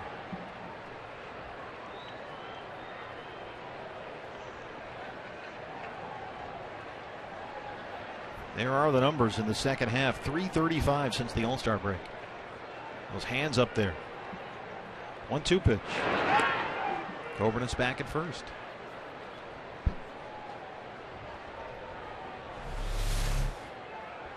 You see he's got his hands up above shoulder level. Every hitter's a little bit different. Certain things work good for one guy, don't work well for another guy. Well, it's working just fine. That ball is gone. Absolutely crushed to left field and out of here. 3-run homer for Jason Worth, his 25th. And the Nationals take a 5-2 lead.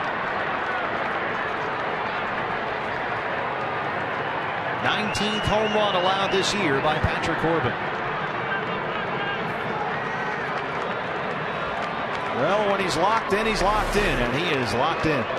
That's one of the longer home runs we've seen here at Chase Field this year. That ball hit off the facing out there right underneath Friday's Front Row Sports Grill. Absolutely clobbered.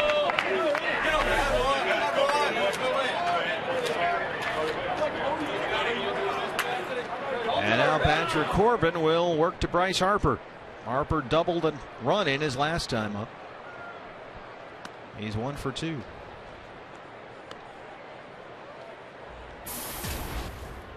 Jason Worth is going to get a lot of MVP votes this year. Maybe not first place votes, but in the end, he'll be a top 5.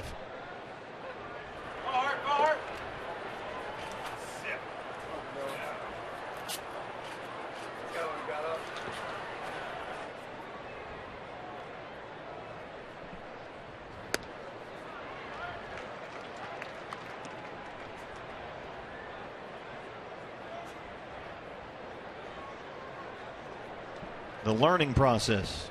Doesn't look like he's enjoying it.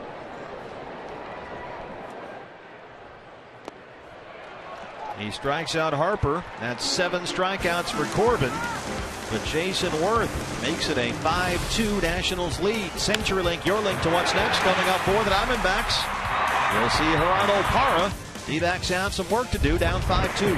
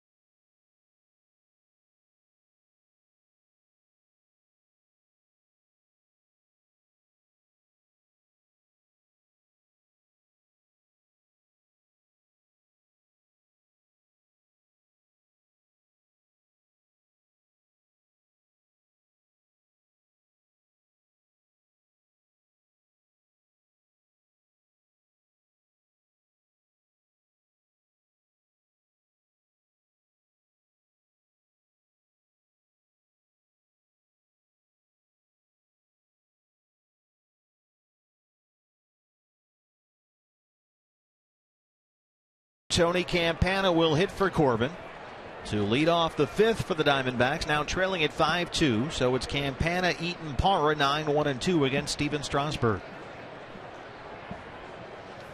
Patrick Corbin in that fifth inning gave up 2 doubles, a walk, and a 3-run homer by Jason Worth, and was launched about 20 rows up in the left field seats.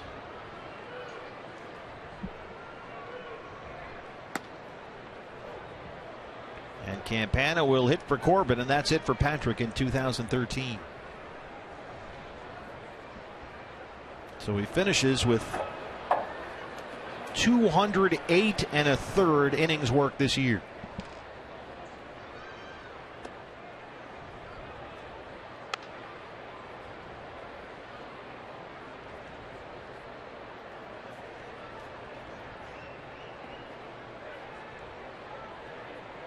And Patrick, should he get the loss here tonight, as Campana taps that one back to the mound, if he is charged with a loss tonight, he will have finished the season 2-7 in his final 12 starts. Left fielder, Adam Eaton.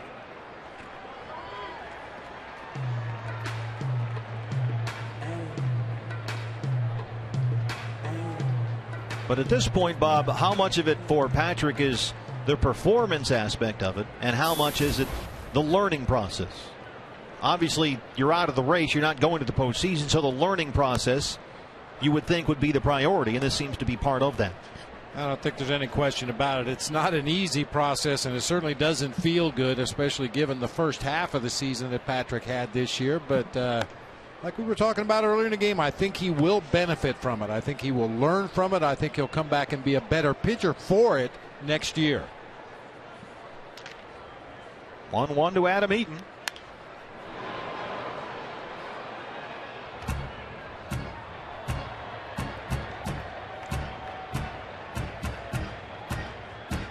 And he's a guy around which Kevin Towers figures to build his rotation for 2014. That's the first strikeout tonight for Steven Strasburg as he rings up Eaton 2 away.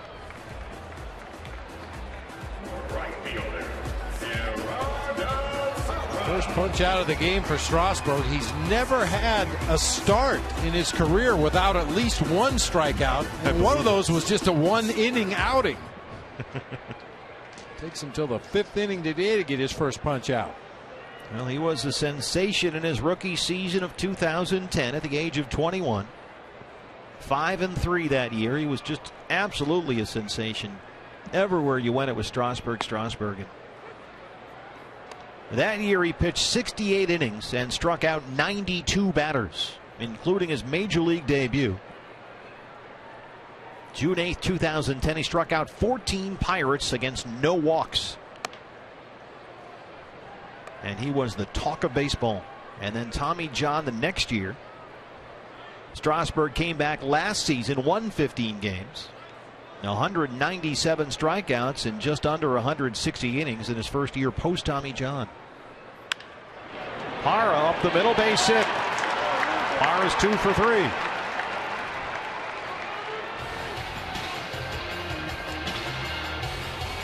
Hey fans, if the D-backs score 6 runs or more, Taco Bell is giving away 3 free tacos with the purchase of a large drink between 4 and 6 the following day at participating locations.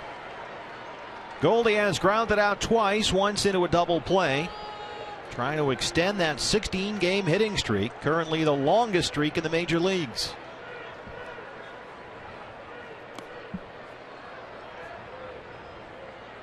Nationals have Denard Span, who was not in the lineup tonight, a left-hand hitter, sitting this one out against the lefty Corbin. But Denard Span, earlier this year, had a 29-game hitting streak.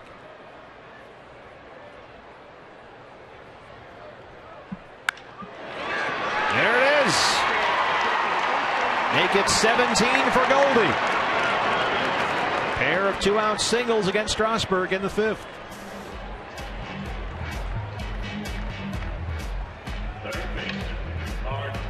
Why are some guys better at going the other way than other guys? Because if he didn't figure out a way to do it this year, he wasn't going to get any hits because they were not going to pitch him inside. Well, they tried to pitch him inside earlier in the season. He hit a couple balls off the top of the foul pole down the left field line, and since then everybody just works him away. Occasionally they'll make a mistake on the inside part of the plate, but with pitchers with good command just choose to stay away from Paul Goldschmidt. Some guys' natural swing is designed to hit the ball to the big part of the field. They become pretty good opposite field hitters. Other guys' bats slow down.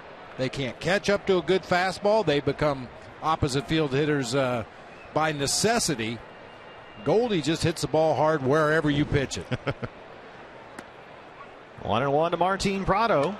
Diamondbacks trying to get a 2-out rally going here. Prado's been on base twice, a double and a walk.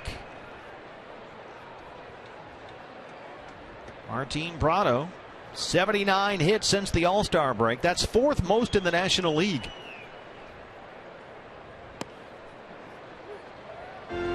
Now, this was Tuesday. Talk about opposite field power and being able to drive the ball to right field for Goldie. Watch whether this pitch is.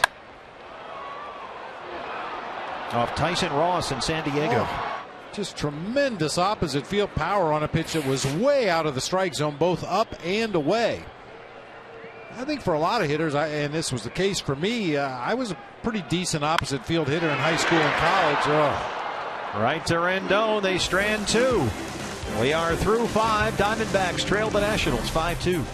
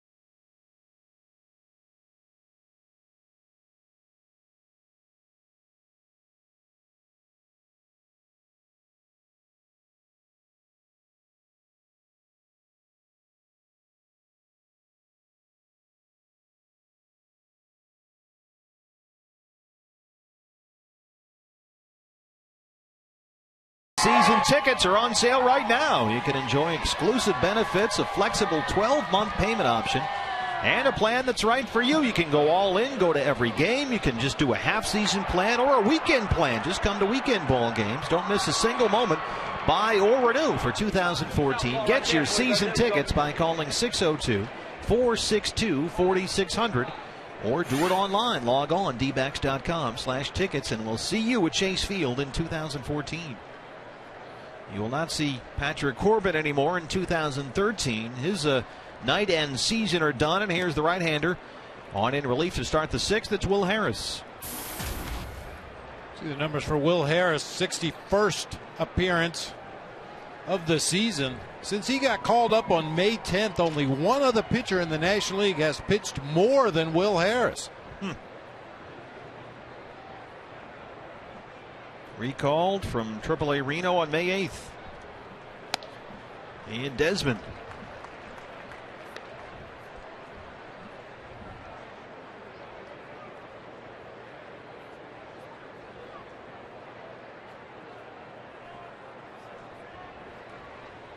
One and one.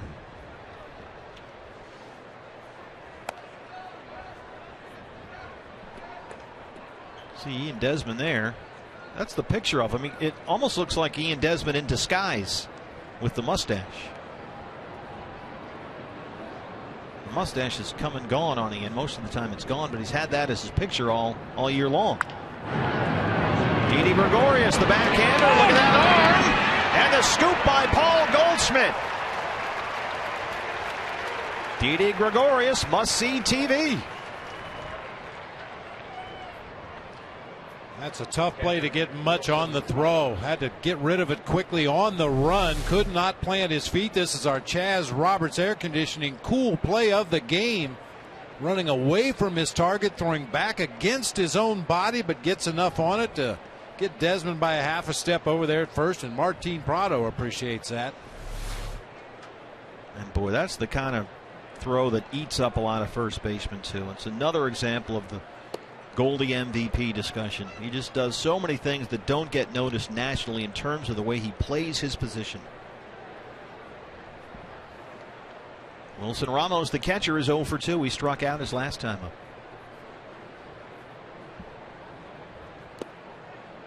If Paul Goldschmidt played for the Yankees or the Red Sox or the Dodgers or the Cubs, one of those teams that has a huge national following, plays East Coast time, they would already be printing his name on the Most Valuable Player award. They'd have replaced him on the dollar bill. It wouldn't be George Washington or whoever's on there.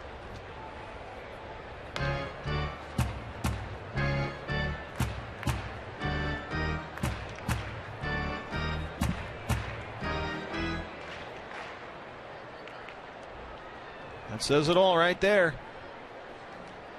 Number 44 in your program, number 1 in your heart, Paul Goldschmidt. 2-1 to Ramos.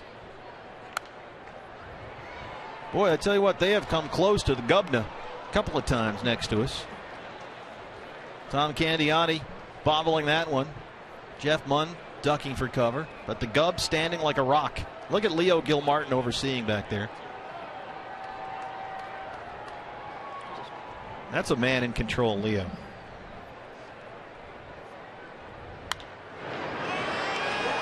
That's out of play. Now, when it comes to Diamond Talk on the postgame show after, then Leo tends to lose control. He's the man in charge of Diamond Talk on the radio side after all the ball games. Hopefully you're listening on the drive home from Chase Field. There is Tom Candiotti and Leo Gilmartin managing, overseeing, looking busy.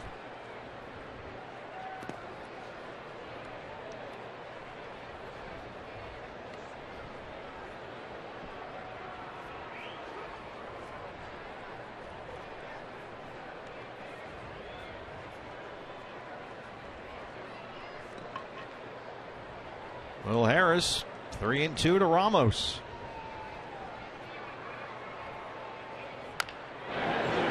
Bouncer up the middle, Didi. We had plenty of time to get Ramos. You saw the way Ramos ran there, and this has become an issue with him. He's been told to run that way. It doesn't look like he's hustling. But he says his biggest goal this offseason is to get over the fear that he will get hurt again. He strained his left hamstring running earlier this year. He missed 50 games. And he's been told to take it easy because he's a critical guy for them, both behind the plate and offensively. Missed most of the first half of that hamstring strain. Didn't come back until July 4th. Tyler Moore.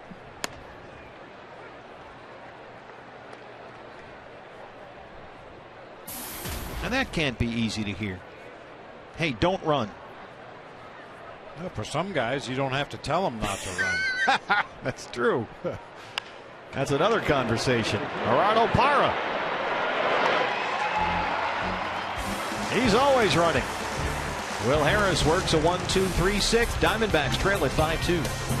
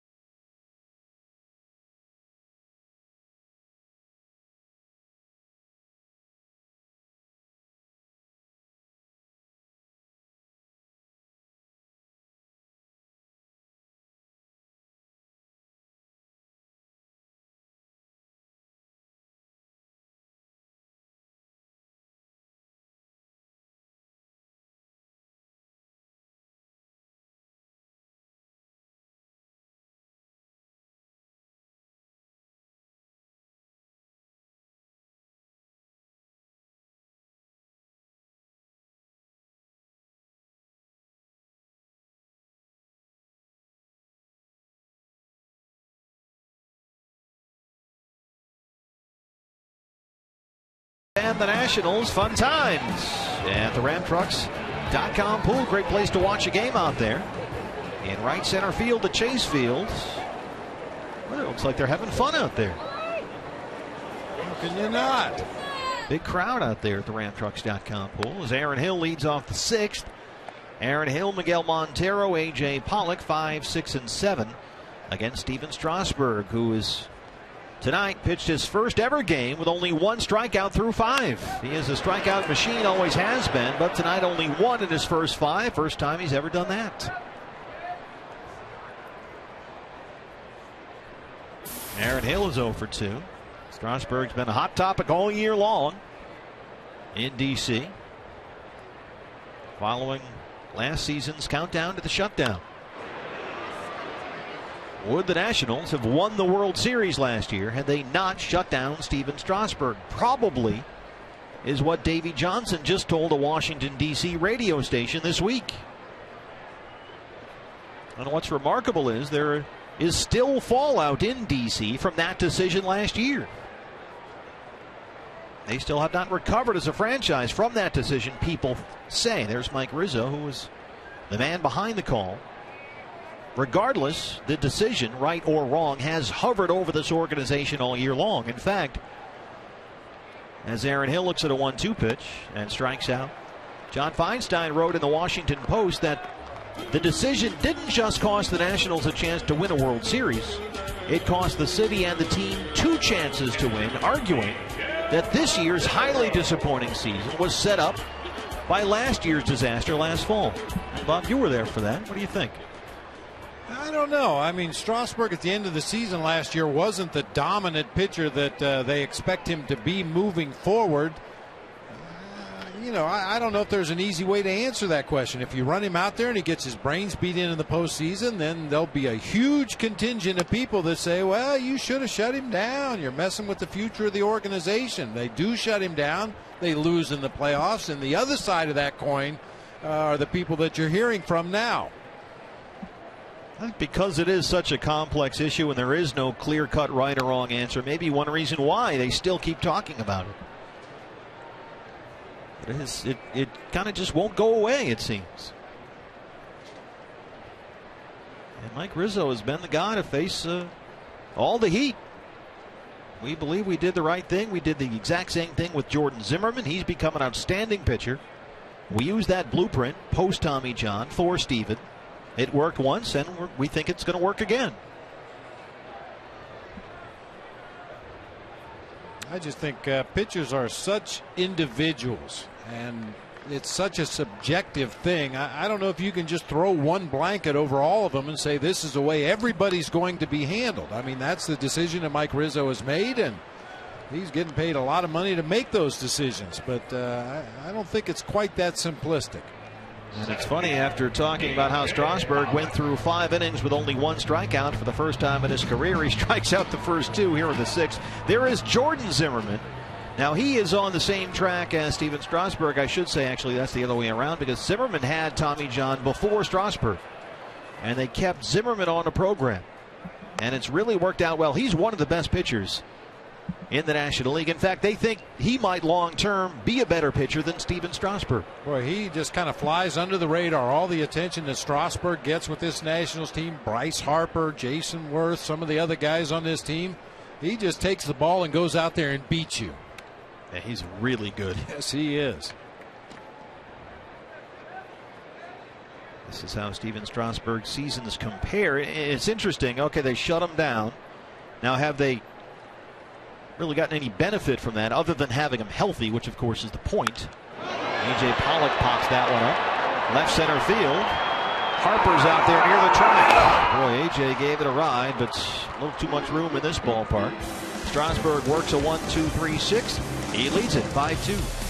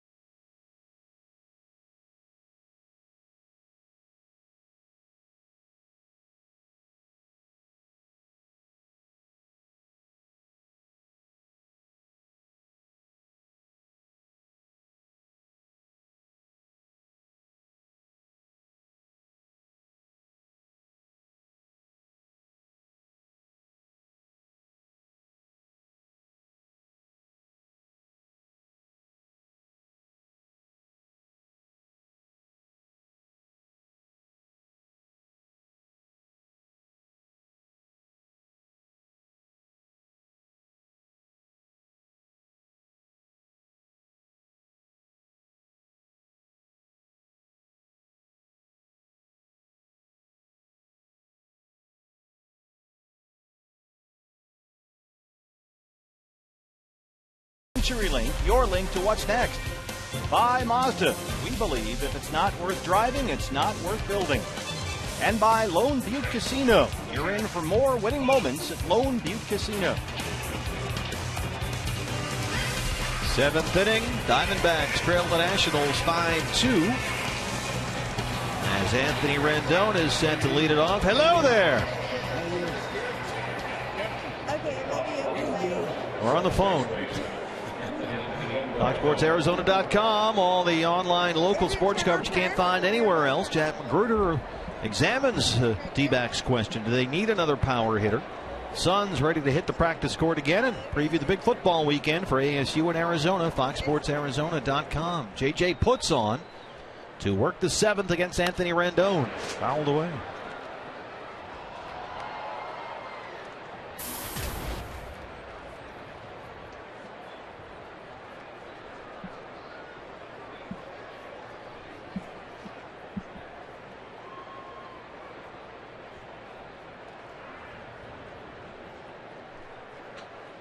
Rendon, an RBI double. He scored a run his last time. 1-1. Just kind of put a ribbon on the Steven Strasburg conversation. He's going through, at this stage of the season, the same thing Patrick Corbin is, trying to learn how to pitch late in a long season without your best stuff. You forget he just turned 25 too, Steven Strasburg, back in July.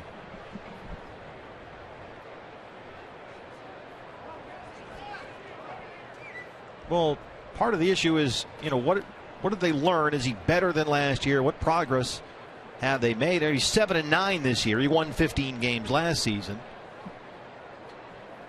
But a lot of that has to do with the way the Nationals have played overall, of course. We know that. Here's the 2-1.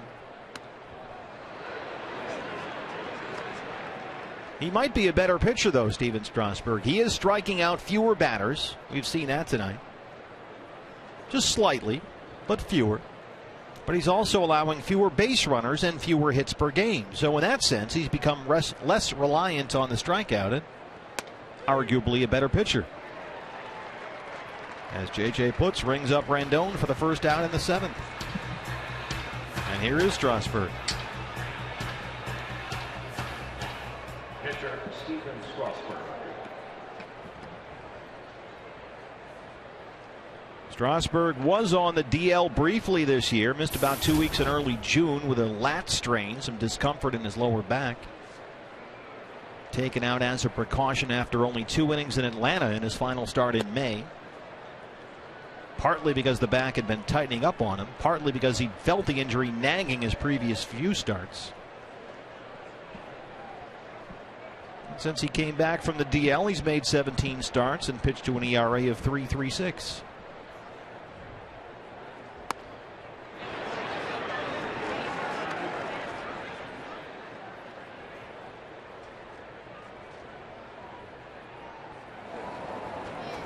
RamTrucks.com pool.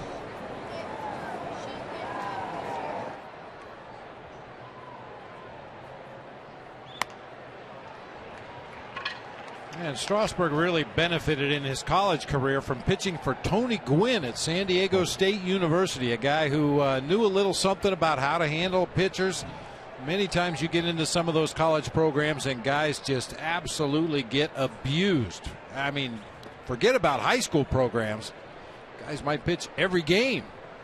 But Tony Gwynn understood that he had a real gem and was very careful with how he used Strasburg throughout his college career, so didn't suffer the same kind of abuse that some guys do. 2-2 pitch. There's the strikeout. Back-to-back strikeouts for JJ to open the 7th.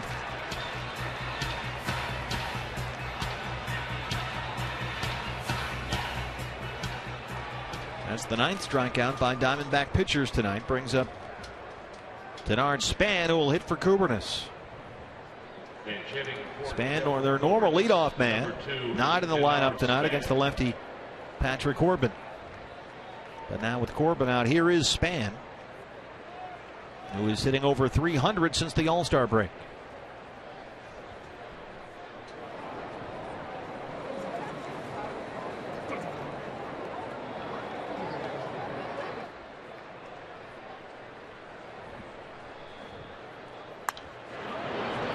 Spann is a guy that Davey Johnson normally brings into the ball game as a defensive replacement when he does not start.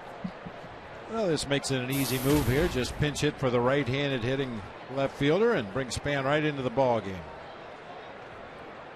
280 on the year, but only 220 against left-hand pitchers this season.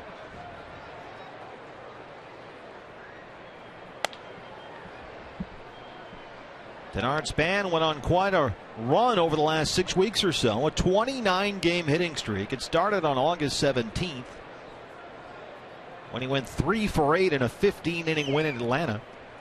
And the streak did not end until last Thursday. He was 0 for 4 at home when they beat the Marlins.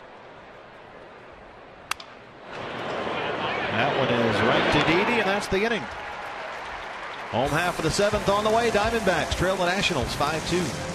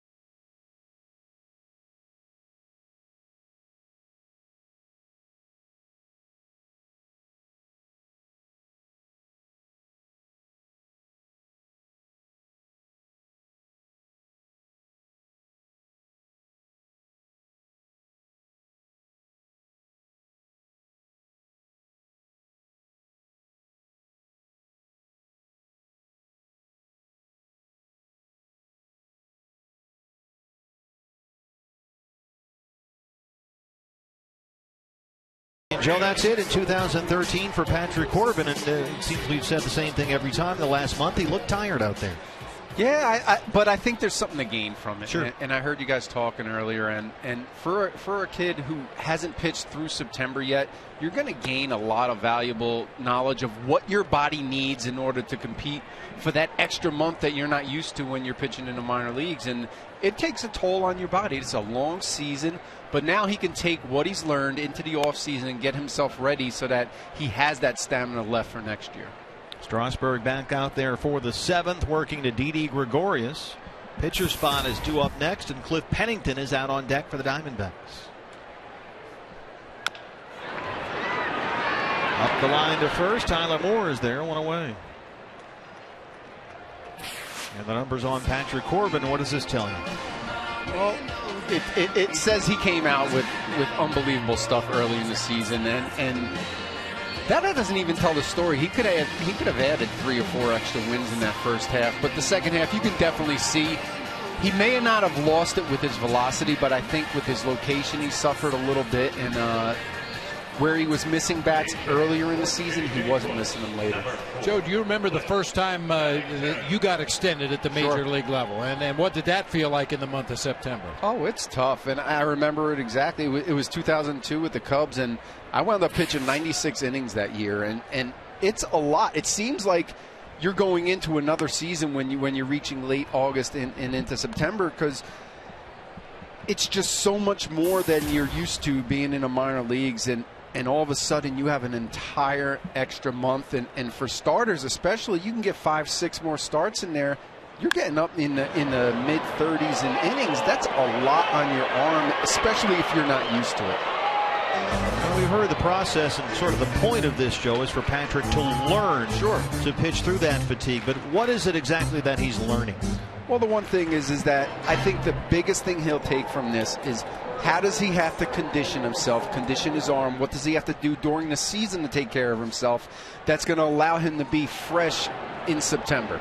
And that's something that coming up through the minors, you were only playing through August. So you didn't know what that extra month entailed. Now, not only does he know what he needs to do to prepare himself, but also he's going to learn what do I have to do to go out there and compete on a high level when I don't have my best stuff. And that's the biggest thing, is how far can you reach down and be able to execute your pitches out there. And there's no way to do that without actually doing it. Yes, right? absolutely. You have to do it. You could say, well, maybe they should have backed off and maybe not pitched him as much. But if he's going to be in your rotation for the next several years, you want him to get the experience now so that come the time when you're in a pennant race and you might be pitching into October, you want him to have that experience. You want the mileage on his arm to be able to go those extra 4 or 5 starts. Would you have shut down Strasburg last year? Oh. I remember talking about it last year, and my biggest thing I understand you're trying to protect your franchise pitcher, but my argument was playoffs don't come around often. Well, they discovered that this year. And that's the toughest part for me is you can say, well, we'll get him next year or the next year. There's no guarantee that you're going to be in the playoffs consistently year after year, and that would be my toughest decision right there. And we've talked about this at length over the course of the end of last year and all season this year with the Nationals, and the general manager views it a lot differently than the field manager does. Adam Eaton shoots that one down the line. That is just foul. Because you have a disappointing year now. In Davey's case, he's retiring at the end of the season, so maybe it doesn't apply to him. But if that was any other manager that was hoping to continue to manage at the major league level, you want all your bullets available, especially at crunch time and into the postseason. And they took a bullet out of Davey's gun last year at the end of the season. I'm pretty sure he wasn't happy about it. Strasburg going over 100 pitches right here. So far, 100 on the nose, 63. First strikes, 1-1 to Spanky Eden. Shoots it into left, right at Harper. Joe, thanks. We'll see you on Diamond's Back Live after the game. Looking forward to it, guys. Set your link to what's next. Coming up for the Nationals, Jason Worth, who hit an absolute rocket his last time up for his 25th home run.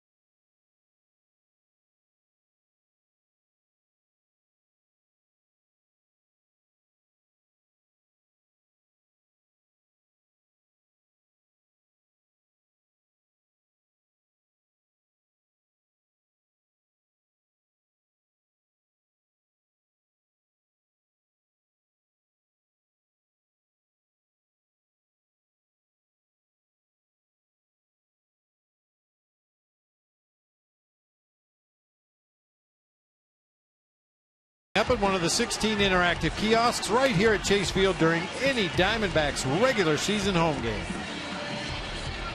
8th inning at Chase Field. Diamondbacks trail the Nationals 5-2, 6 hits apiece, but the big one for the Nats was Jason Worth, a long 3-run homer in the 5th, his 25th of the season. That off Patrick Corbin. who pitched 5 innings here tonight. We've seen Will Harris in the 6th, J.J. Putz in the 7th, and now Chaz Rowe on to work the 8th. He'll face Ryan Zimmerman, Jason Worth, and Bryce Harper, 2, 3, and 4. Zimmerman so far 0 for 3. He has struck out and flied out twice.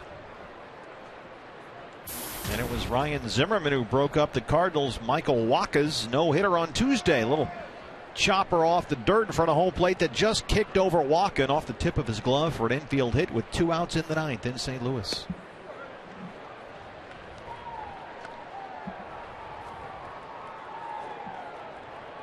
We'll see if that was the last inning for Steven Strasburg. He's gone 7, just a tick over 100 pitches. The Nationals have Tyler Clippard warming in their bullpen, who, when he pitched for the Yankees, was known as the Yankee Clippard. Well, he was. 0-2. There's the strikeout for Chaz Rowe. And how about Ryan Zimmerman defensively in this ball game at third, showing off our Ram Trucks tools of the trade. He has been sensational down there. A couple of great plays. Oh, really great plays. And the arm is what has been impressive. We saw Ryan Zimmerman earlier this year. He could barely get the ball across the diamond with a sidearm throw. Was obviously in a lot of pain. Showing a strong throwing arm here tonight. Ram Trucks tools of the trade. Ryan Zimmerman always has been one of the best defensive third basemen in the game, and appears to finally have overcome those throwing issues. Here's Jason Worth, who's been on base 3 times, a single, a walk, a homer. He has scored twice and driven in 4. A homer in the 5th, is 25th. Patrick Corbin threw 90 pitches tonight in his 5 innings of work, 19 of them to Jason Worth.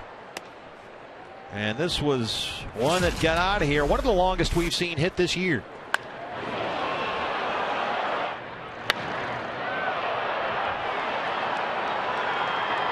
.6'5", 225, and he drove it a long way. Oof. National League Player of the Month in July. And he has shown no signs of slowing down as we finish up September.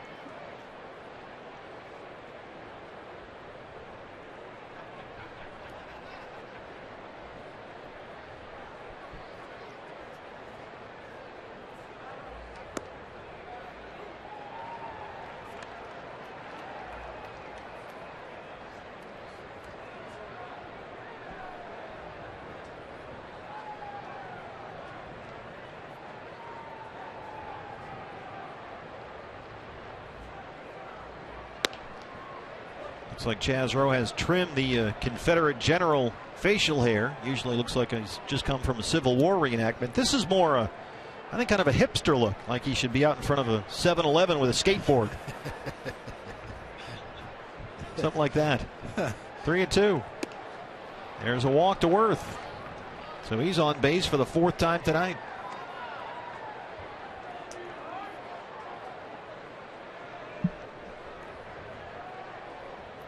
Chaz's beard never does look the same. Has a different look game to game.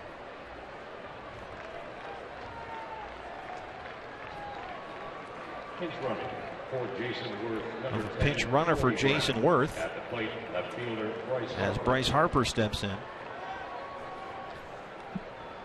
Corey Brown will run for Worth. Mentioned Worth missed all of May with a right hamstring strain, so clearly he's feeling fine, but no reason to keep in the ball game at this point. So Corey Brown runs for Worth. Here's Harper, who's 1 for 3, an RBI double in the 4th.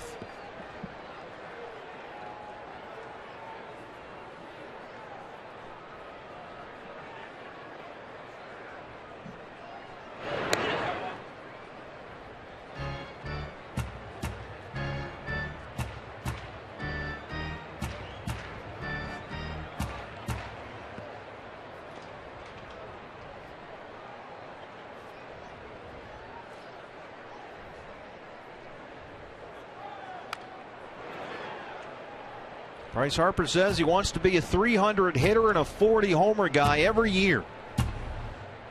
And that at the age of 20 is what he expects from himself. He says hopefully that starts next year. One of the smarter moves ever made by a baseball executive was when the Nationals decided that he's no longer going to be a catcher. Let's get him out from behind the plate, get that gear off of him. Martin Prado, Aaron Hill. Yes, he got the foot down. What a play by Aaron Hill.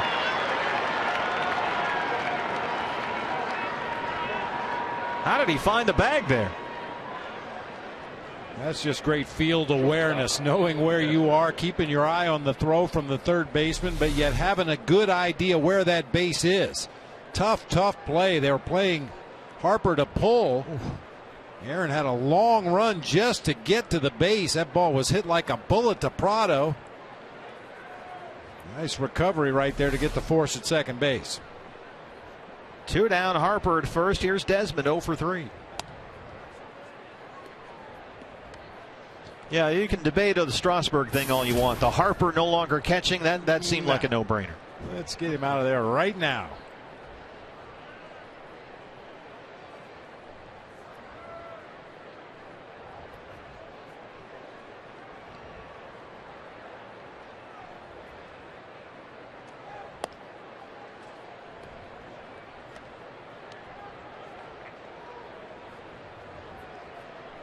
Ian Desmond, second only to Gene Segura in hits among National League shortstops. Second to Troy Tulowitzki in homers and RBIs. Harper at first with 2 outs.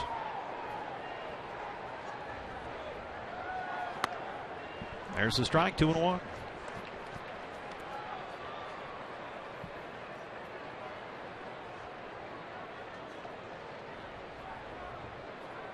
Ian Desmond, originally a draft pick by the Montreal Expos, 2004. That was the last year before the franchise moved to D.C.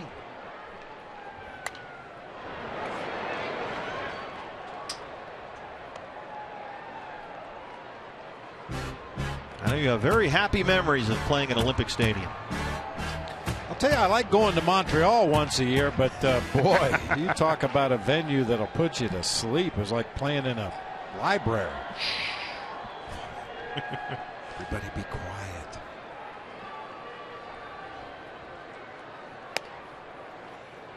Boy, and there was a hardcore group of baseball fans that used to come out to Olympic Stadium to watch the Expos, and I really felt bad for those people when the team left town. Been handed a note from our unreliable staff to see if we can get you going on Yuppie. As Desmond drops that into shallow center. Harper's on the run. He's into third. So hit and run on it. Desmond delivers. First and third, 2 outs. As far as Yuppie is concerned, now most mascots represent something.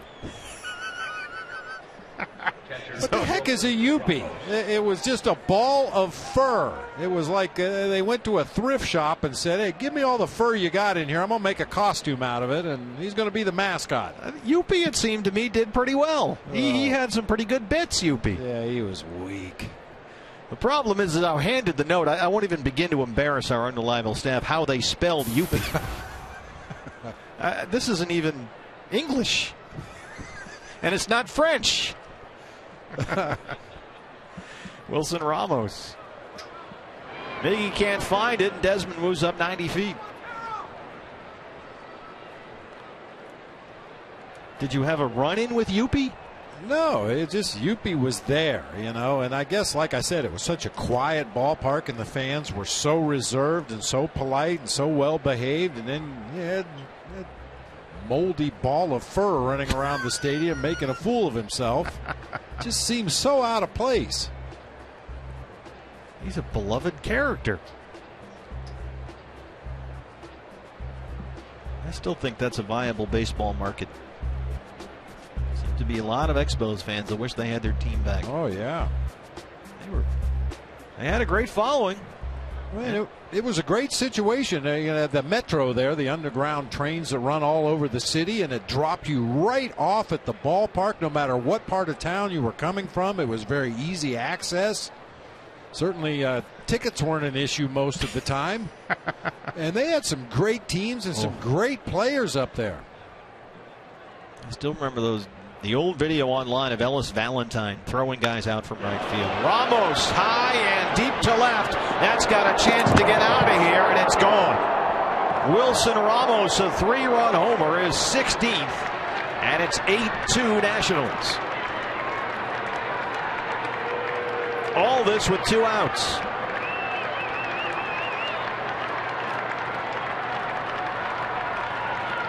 And that's why they want him healthy. He has got a lot of thunder in that bat from behind the plate.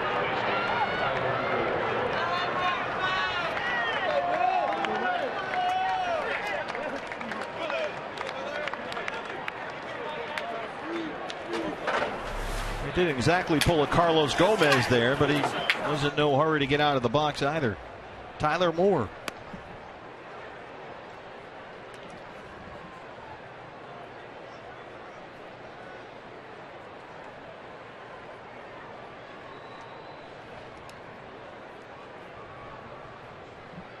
A pair of 3-run homers by the Nationals, one by Worth in the 5th, now Ramos in the 8th, has made it an 8-2 ball game.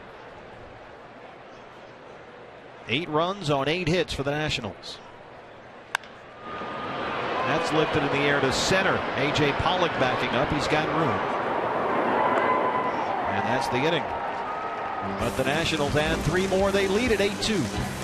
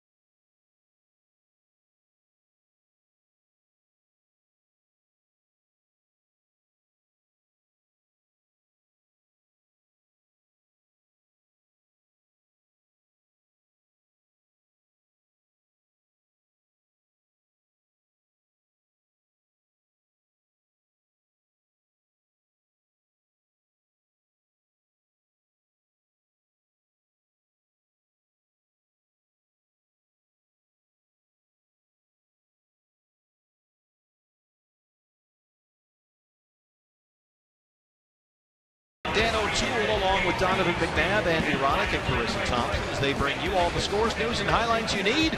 Catch Fox Sports Live nightly on Fox Sports 1. Now our special sneak preview of Fox Sports Live here on Fox Sports Arizona ended yesterday, but you can continue watching Fox Sports Live every night on Fox Sports 1. And find Fox Sports 1. Go to your FoxSports1.com. Now there is Youppi with the correct spelling. Now what is not lovable about Youppi? Oh, jeez. It's a beloved Canadian character. Well, there you go. That explains it. Youppi was just, at the time, Youppi was trying to be an actor. He had the San Diego Chicken doing his thing all over the country, and the Pirate Parrot was doing his thing, and the Philly Fanatic, shot to the top of the charts, and then there was Youppi. I think Youppi's underrated. Well, maybe we can bring him back somehow. That'd be great.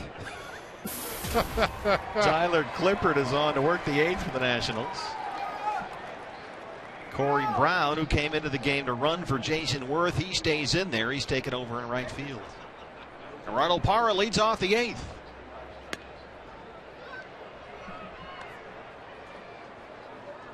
Here's Corey Brown, who pinch ran for Jason Worth after Worth walked in the 8th. All that led to a 3-run homer by Wilson Ramos, his 16th, and it's 8-2 Nats. I'm surprised they didn't take Youppi with them.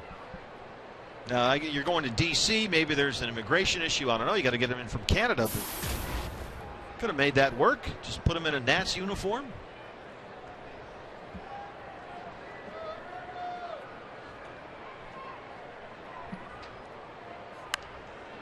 Hey, instead, the Nationals have Screech, the bald eagle mascot. It's very patriotic. Yeah, sure.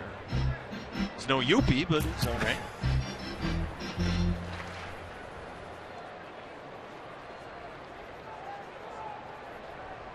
Yeah, Montreal was always interesting. It really did feel like you were going to a foreign country. I mean, like you were going to Europe. Or something. you were going to a foreign. Yeah, but I mean, within the realm of the National League, it didn't really feel like you were leaving the country. Sure, but I get your point.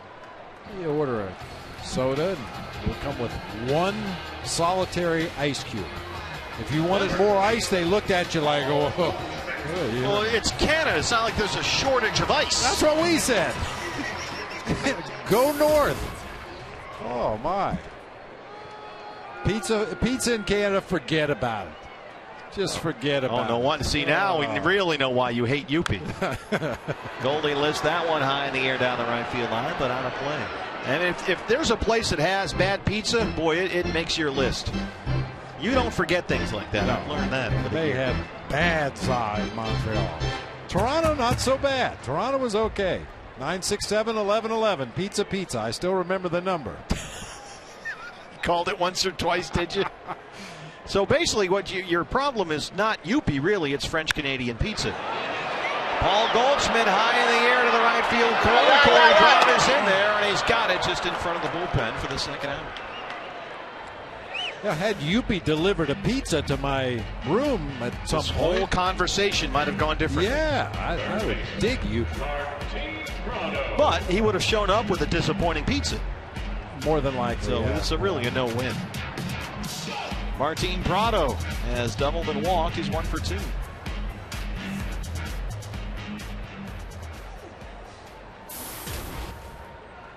Well, we talked with Aaron Hill during a Cup of Coffee episode about playing in Toronto, and he loved playing there. He really enjoyed it.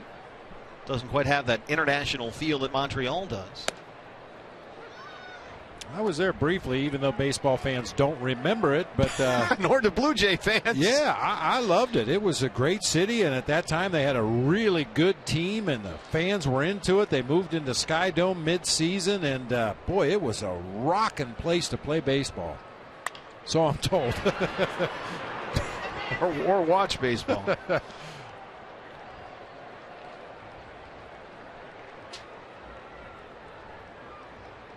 Now, Jerry Park, where the Expos originally played, I think it's like a skateboard park now or something. I think the site is still there. Or Parc Jarry, as it was known.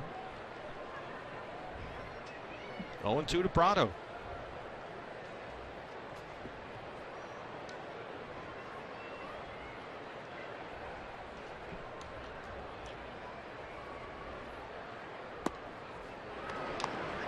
That is part of the rambling history of the Washington Nationals. And here they are in D.C., a National League favorite. Matt Langwell warming. We have seen Will Harris, J.J. Putz, Chaz Rowe, and Langwell apparently will get the 9th. 1-2 to Prado. Tyler Clippard strikes him out. We are through 8. Diamondbacks trail the Nationals 8-2.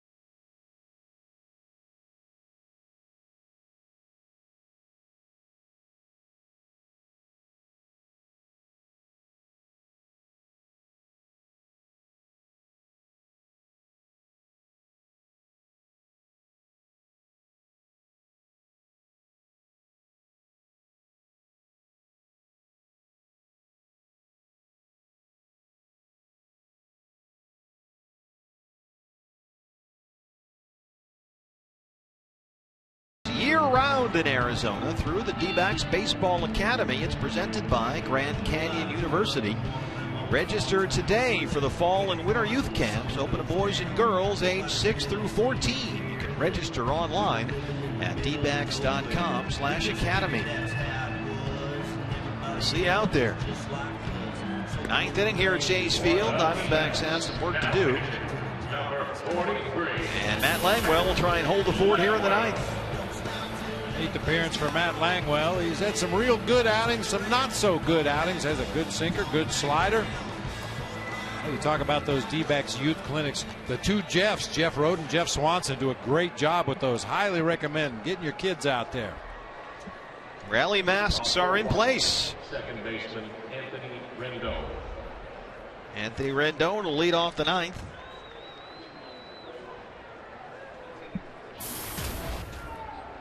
Chad Tracy is in the on-deck circle. He will hit for the pitcher spot. Rendon, an RBI double. He scored a run in the fifth. He's 1 for 3.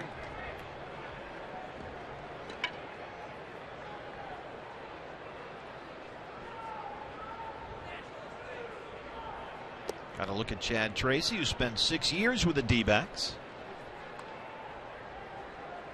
Now in his age 33 season.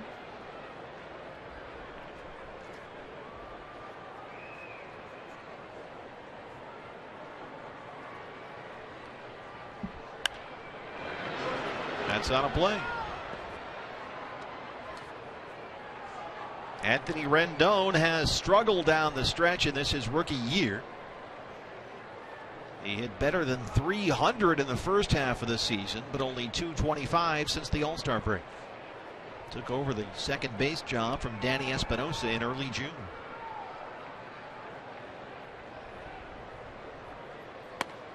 Boy, we saw Rendon, Bob, when we were in D.C. earlier this year. He couldn't get him out. He got hit after hit. And he showed us why the Nationals made him their first-round pick 2 years ago out of Rice. Ooh, wow. They're going to give Rendon first base. Like it got bat and finger right there. Gibby is screaming that the ball hit the bat. Marty Foster. Did he swing? That was awfully loud. Well, it hit the end of the bat, hit the knob. The knob of the bat and then caught him in the midsection. I think that's what he was reacting to, not the fact that he got hit on the hand with the pitch.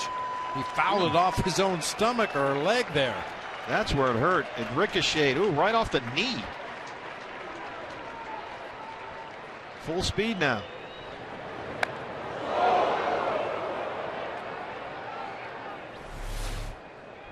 Looked like it hit him in the knee, but he started shaking his hand. In any case, he's aboard. Hit by the pitch, and here is Tracy, the former Diamondback.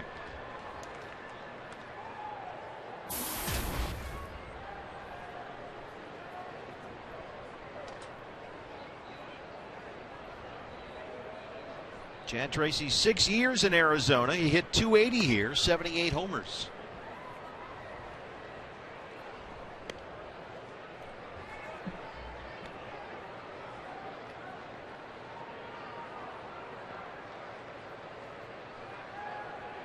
Yeah, watch Chad Tracy come up through the D-back system. Had him briefly in 2004. I really thought this was the guy that was going to win some batting titles. He had that kind of swing. He squared it up. He hit line drives and drove the ball into the gaps. He kept his bat in the zone for a long time, made a lot of contact. Just never quite all came together for him at the major league level the way it did in his minor league career when he was a .338 hitter. Bloops one into shallow center for a single, and now the Nationals have 2 aboard, no outs for the top of the order. Here's Denard Span. But as is the case in baseball many times, the relationship that Chad Tracy developed with Mike Rizzo has helped him out at this stage of his career. Rizzo remembered Chad Tracy, knows the kind of guy he is in the clubhouse. He can play the corner infield spots and real good pinch hitter off the bench.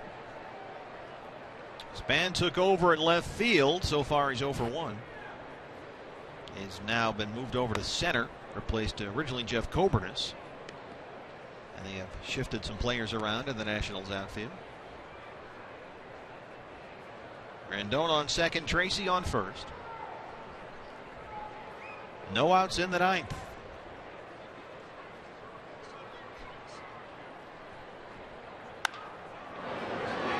High in the air, shallow center. Didi out there. Pollard coming in. And he's got it for the first out. Let's update the AT&T Twitter poll question. Earlier we asked you this. Which 22-year-old in the Diamondbacks organization will have the biggest impact next year? Pretty close, but most people think Chris Owings. That was your answer. That, to me, Well, obviously, we hope all four of those young men have a tremendous impact on the future of this organization. Thanks to all of you who voted in the AT&T Twitter poll. Here's Ryan Zimmerman. 0 for 4. He has struck out twice.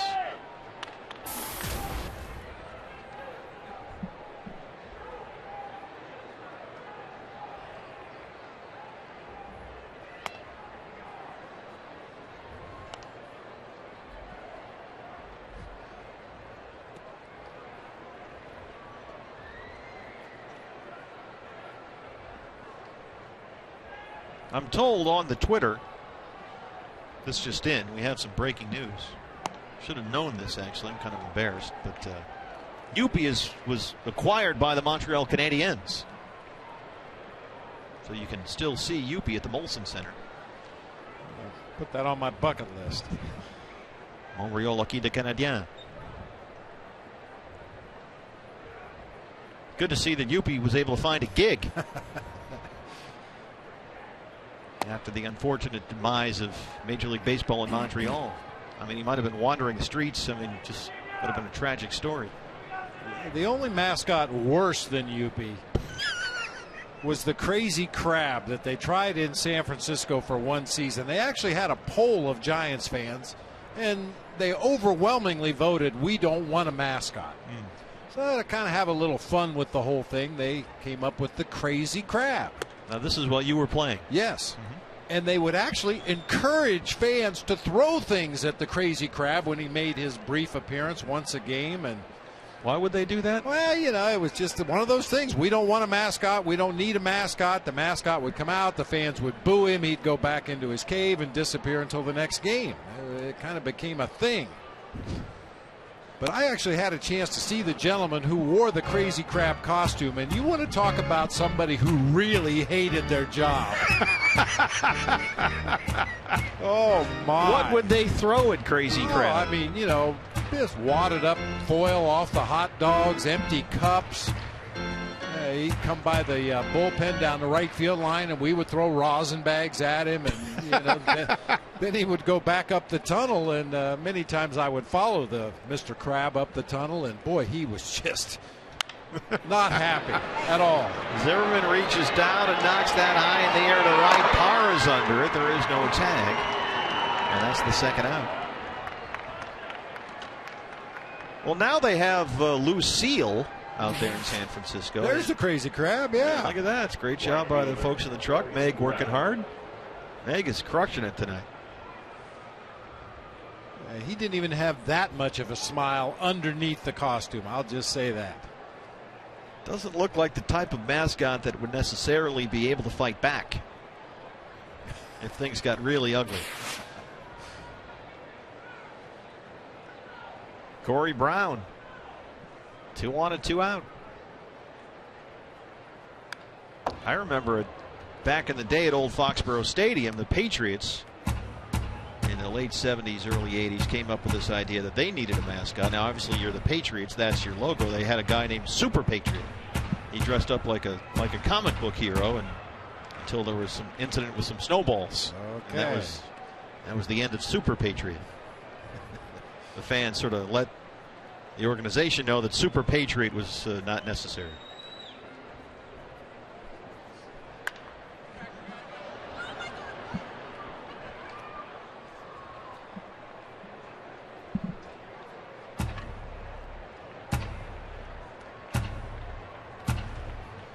Boy, that American League wild card race just won't quit. Cleveland Indians won again tonight, 12-6 at Minnesota. Tampa Bay lost 6-3 at Toronto. Look at that. And Texas beat the Angels 5-3. 3 teams within a game of each other. Only 2 are going to advance. Dead even with 2 to play. Ooh. And I'm sorry, tell me why this system doesn't work again? 0-2.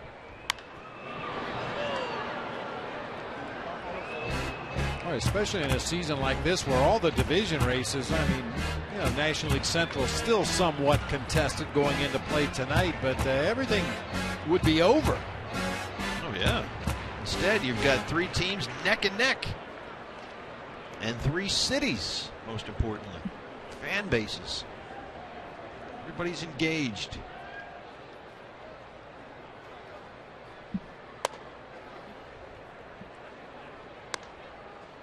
12-6 Indians over Minnesota.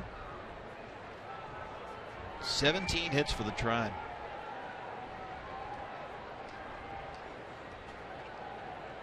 And Texas beat the Angels 5-3. 42 saves for Joe Nathan.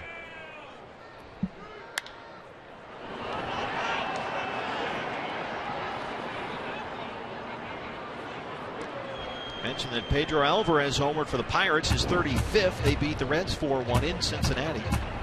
Big in a wild card series. So Alvarez now 1 behind Goldie.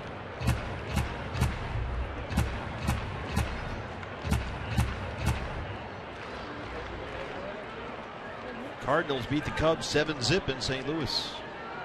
Lance Lynn won his 15th. So the Cardinals wrap up the NL Central. 1-2 to Corey Brown.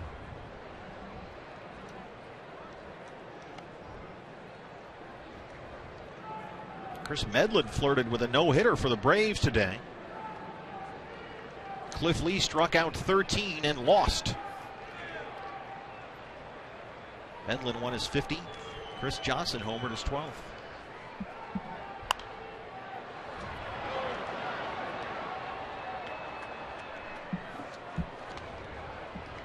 With the Cardinals win and the Braves win, they both have 95 victories on the season. Still a race to watch there. Who ends up with the best record in the National League? 8th pitch of the at-bat on the way.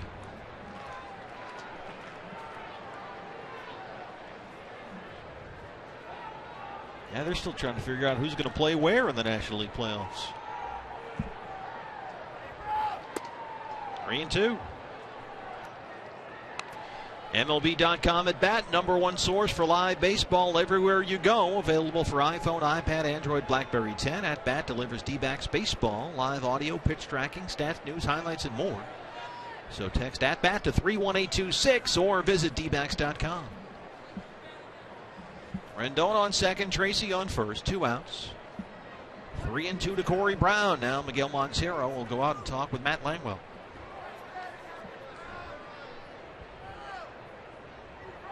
Hunter Pence homered for the Giants, is 26th. Diamondbacks Live follows.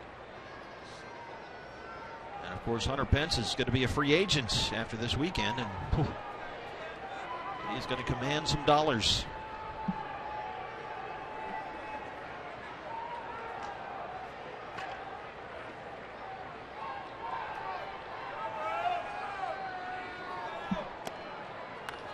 Ball 4. Bases are full of Nationals.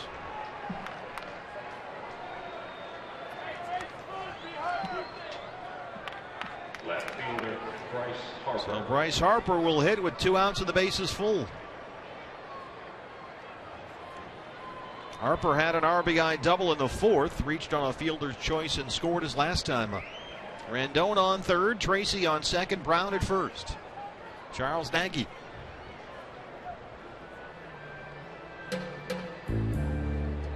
Get a chance here to see Bryce Harper bat with the bases full.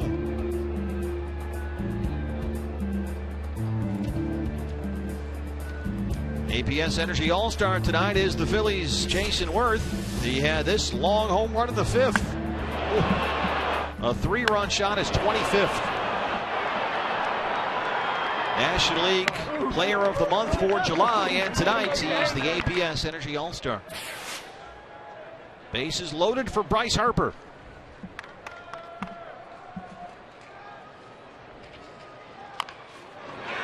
Tapper back to the mound. Langwell gets out of it. He strands the bases loaded and sends us to the bottom of the ninth. Nationals lead the Diamondbacks 8-2.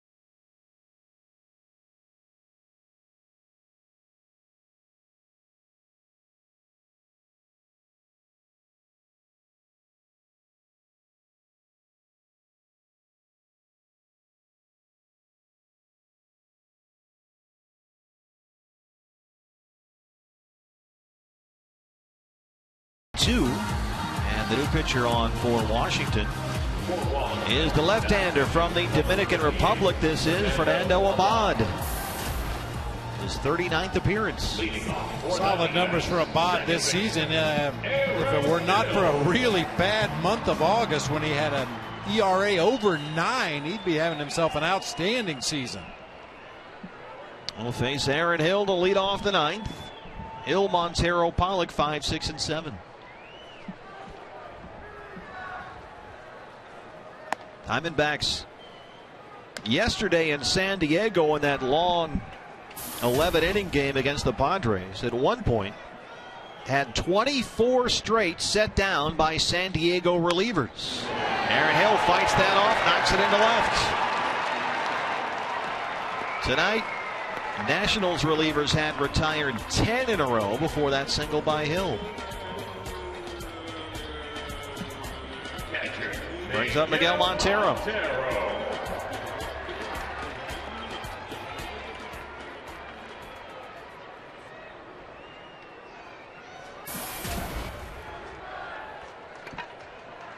Miggy 0 for 3, struck out his last time up.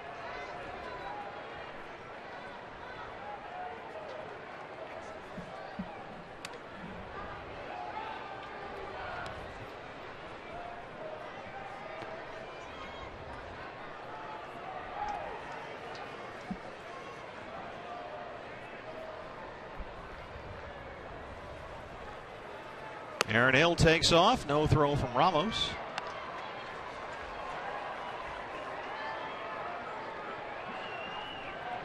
Defensive indifference sends Hill to second.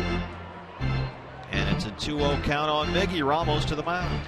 What are those things they wear in the back of their calves there, some of the catchers? They're called knee savers. And when you get into a crouch position, the back of your thighs and your rear end kind of rest on those pads. Takes a little bit of the stress. You don't hyperflex your knee quite as far. A little cushion there. Yeah. 2-0. Lifted in the air. Third base side. Zimmerman wants it in fair territory. Drifting over the line. He's got it one away. Brings up A.J. Pollock. Miggy 0 for 4.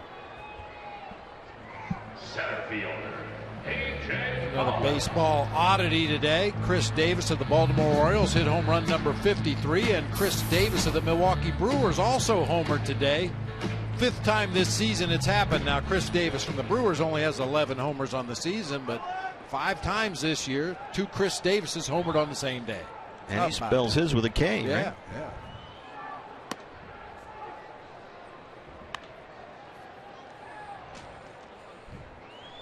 Yeah. AJ 1 for 3, singled in the 4th. And AJ continues looking like a guy who should be an everyday guy in this lineup next year. Here's another reason why. Shoots that into left. Diamondbacks are runners in the corners with 1 out. AJ 2 for 4. You forget this is a 25-year-old kid that played only 31 big league games last year.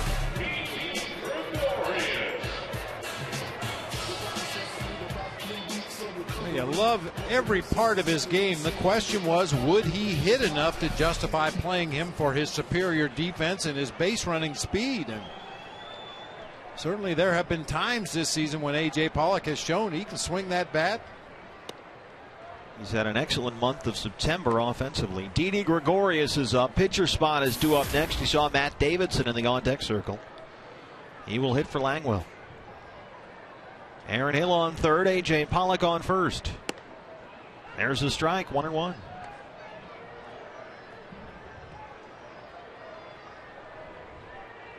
Good chance here for Didi Gregorius to get an at bat against a left-hander, something that he's needed to work on. Tapper over the head of Abad. Hill scores from third. They get Gregorius at first. It's an 8-3 ball game.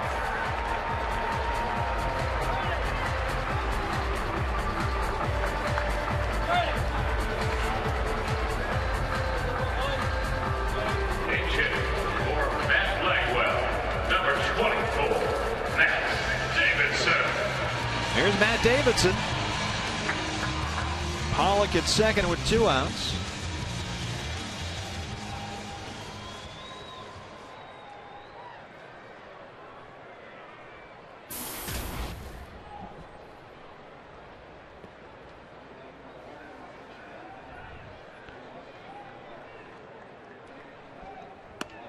Matt Davidson, since his recall from Reno September 3rd, has 3 homers and 9 RBIs.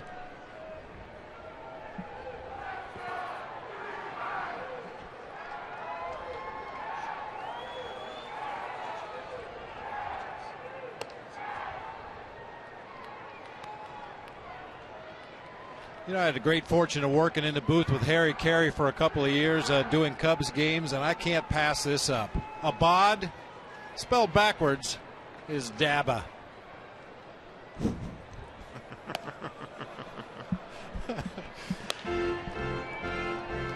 Harry was good at noticing things like that. But Harry would try to do it with Goldschmidt or Gregorius. He would take a name that you wouldn't immediately think. I wonder what that sounds like spelled backwards. He would take the oddest name in the lineup and take 2 or 3 innings to figure it out and then drop it on you. How do you do with Mark Zepchinski? Pass. I remember when Hideki Irabu pitched. He took about 8 cracks at it, never did get it right. 2-2.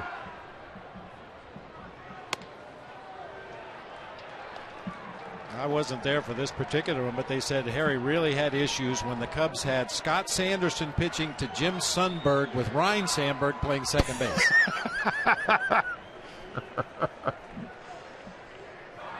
3-2 to Matt Davidson.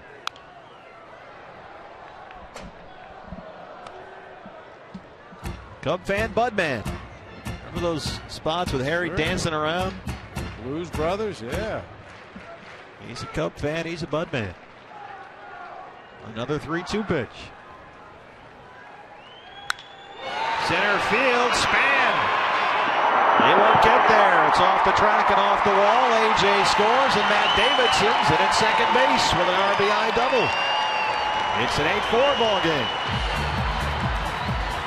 Well, if you do need a power bat for next season, it might be right there.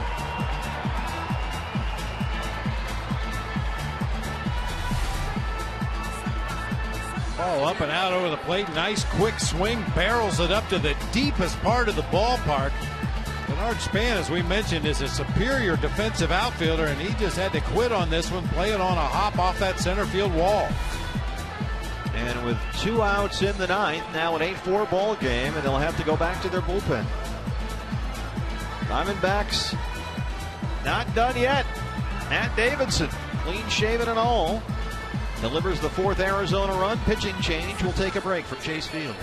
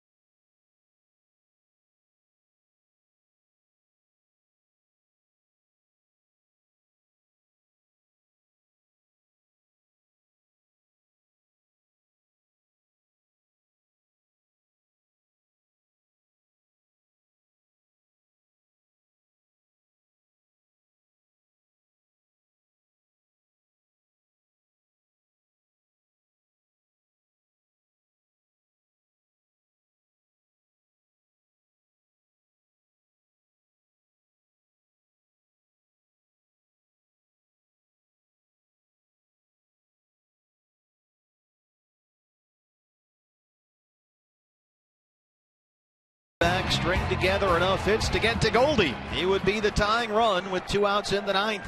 Matt Davidson makes it an 8-4 ball game. New pitcher for the Nationals.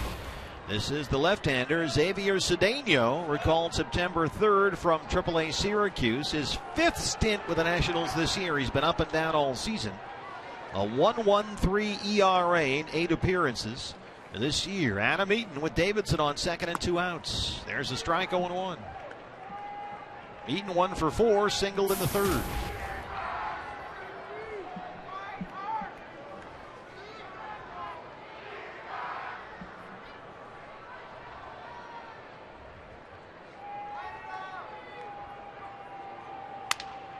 Right back at you.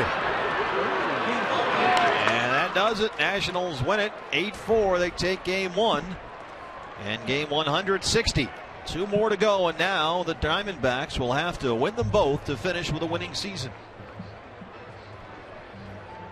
Get comfortable being uncomfortable. That's been the situation with this team all year. Why should it change the final 2 games of the season? Need to win them both.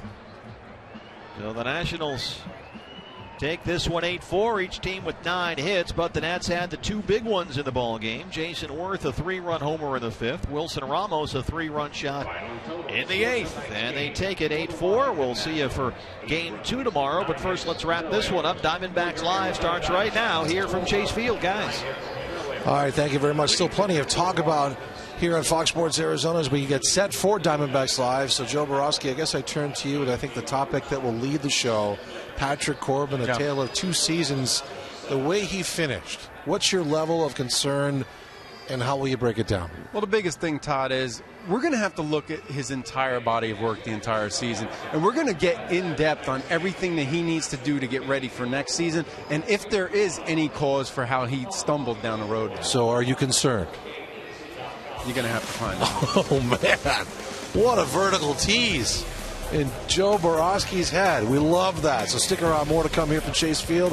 Diamondbacks Live is around the corner in the clubhouse, and to the booth we go as well. 8 for your final. Back in a moment.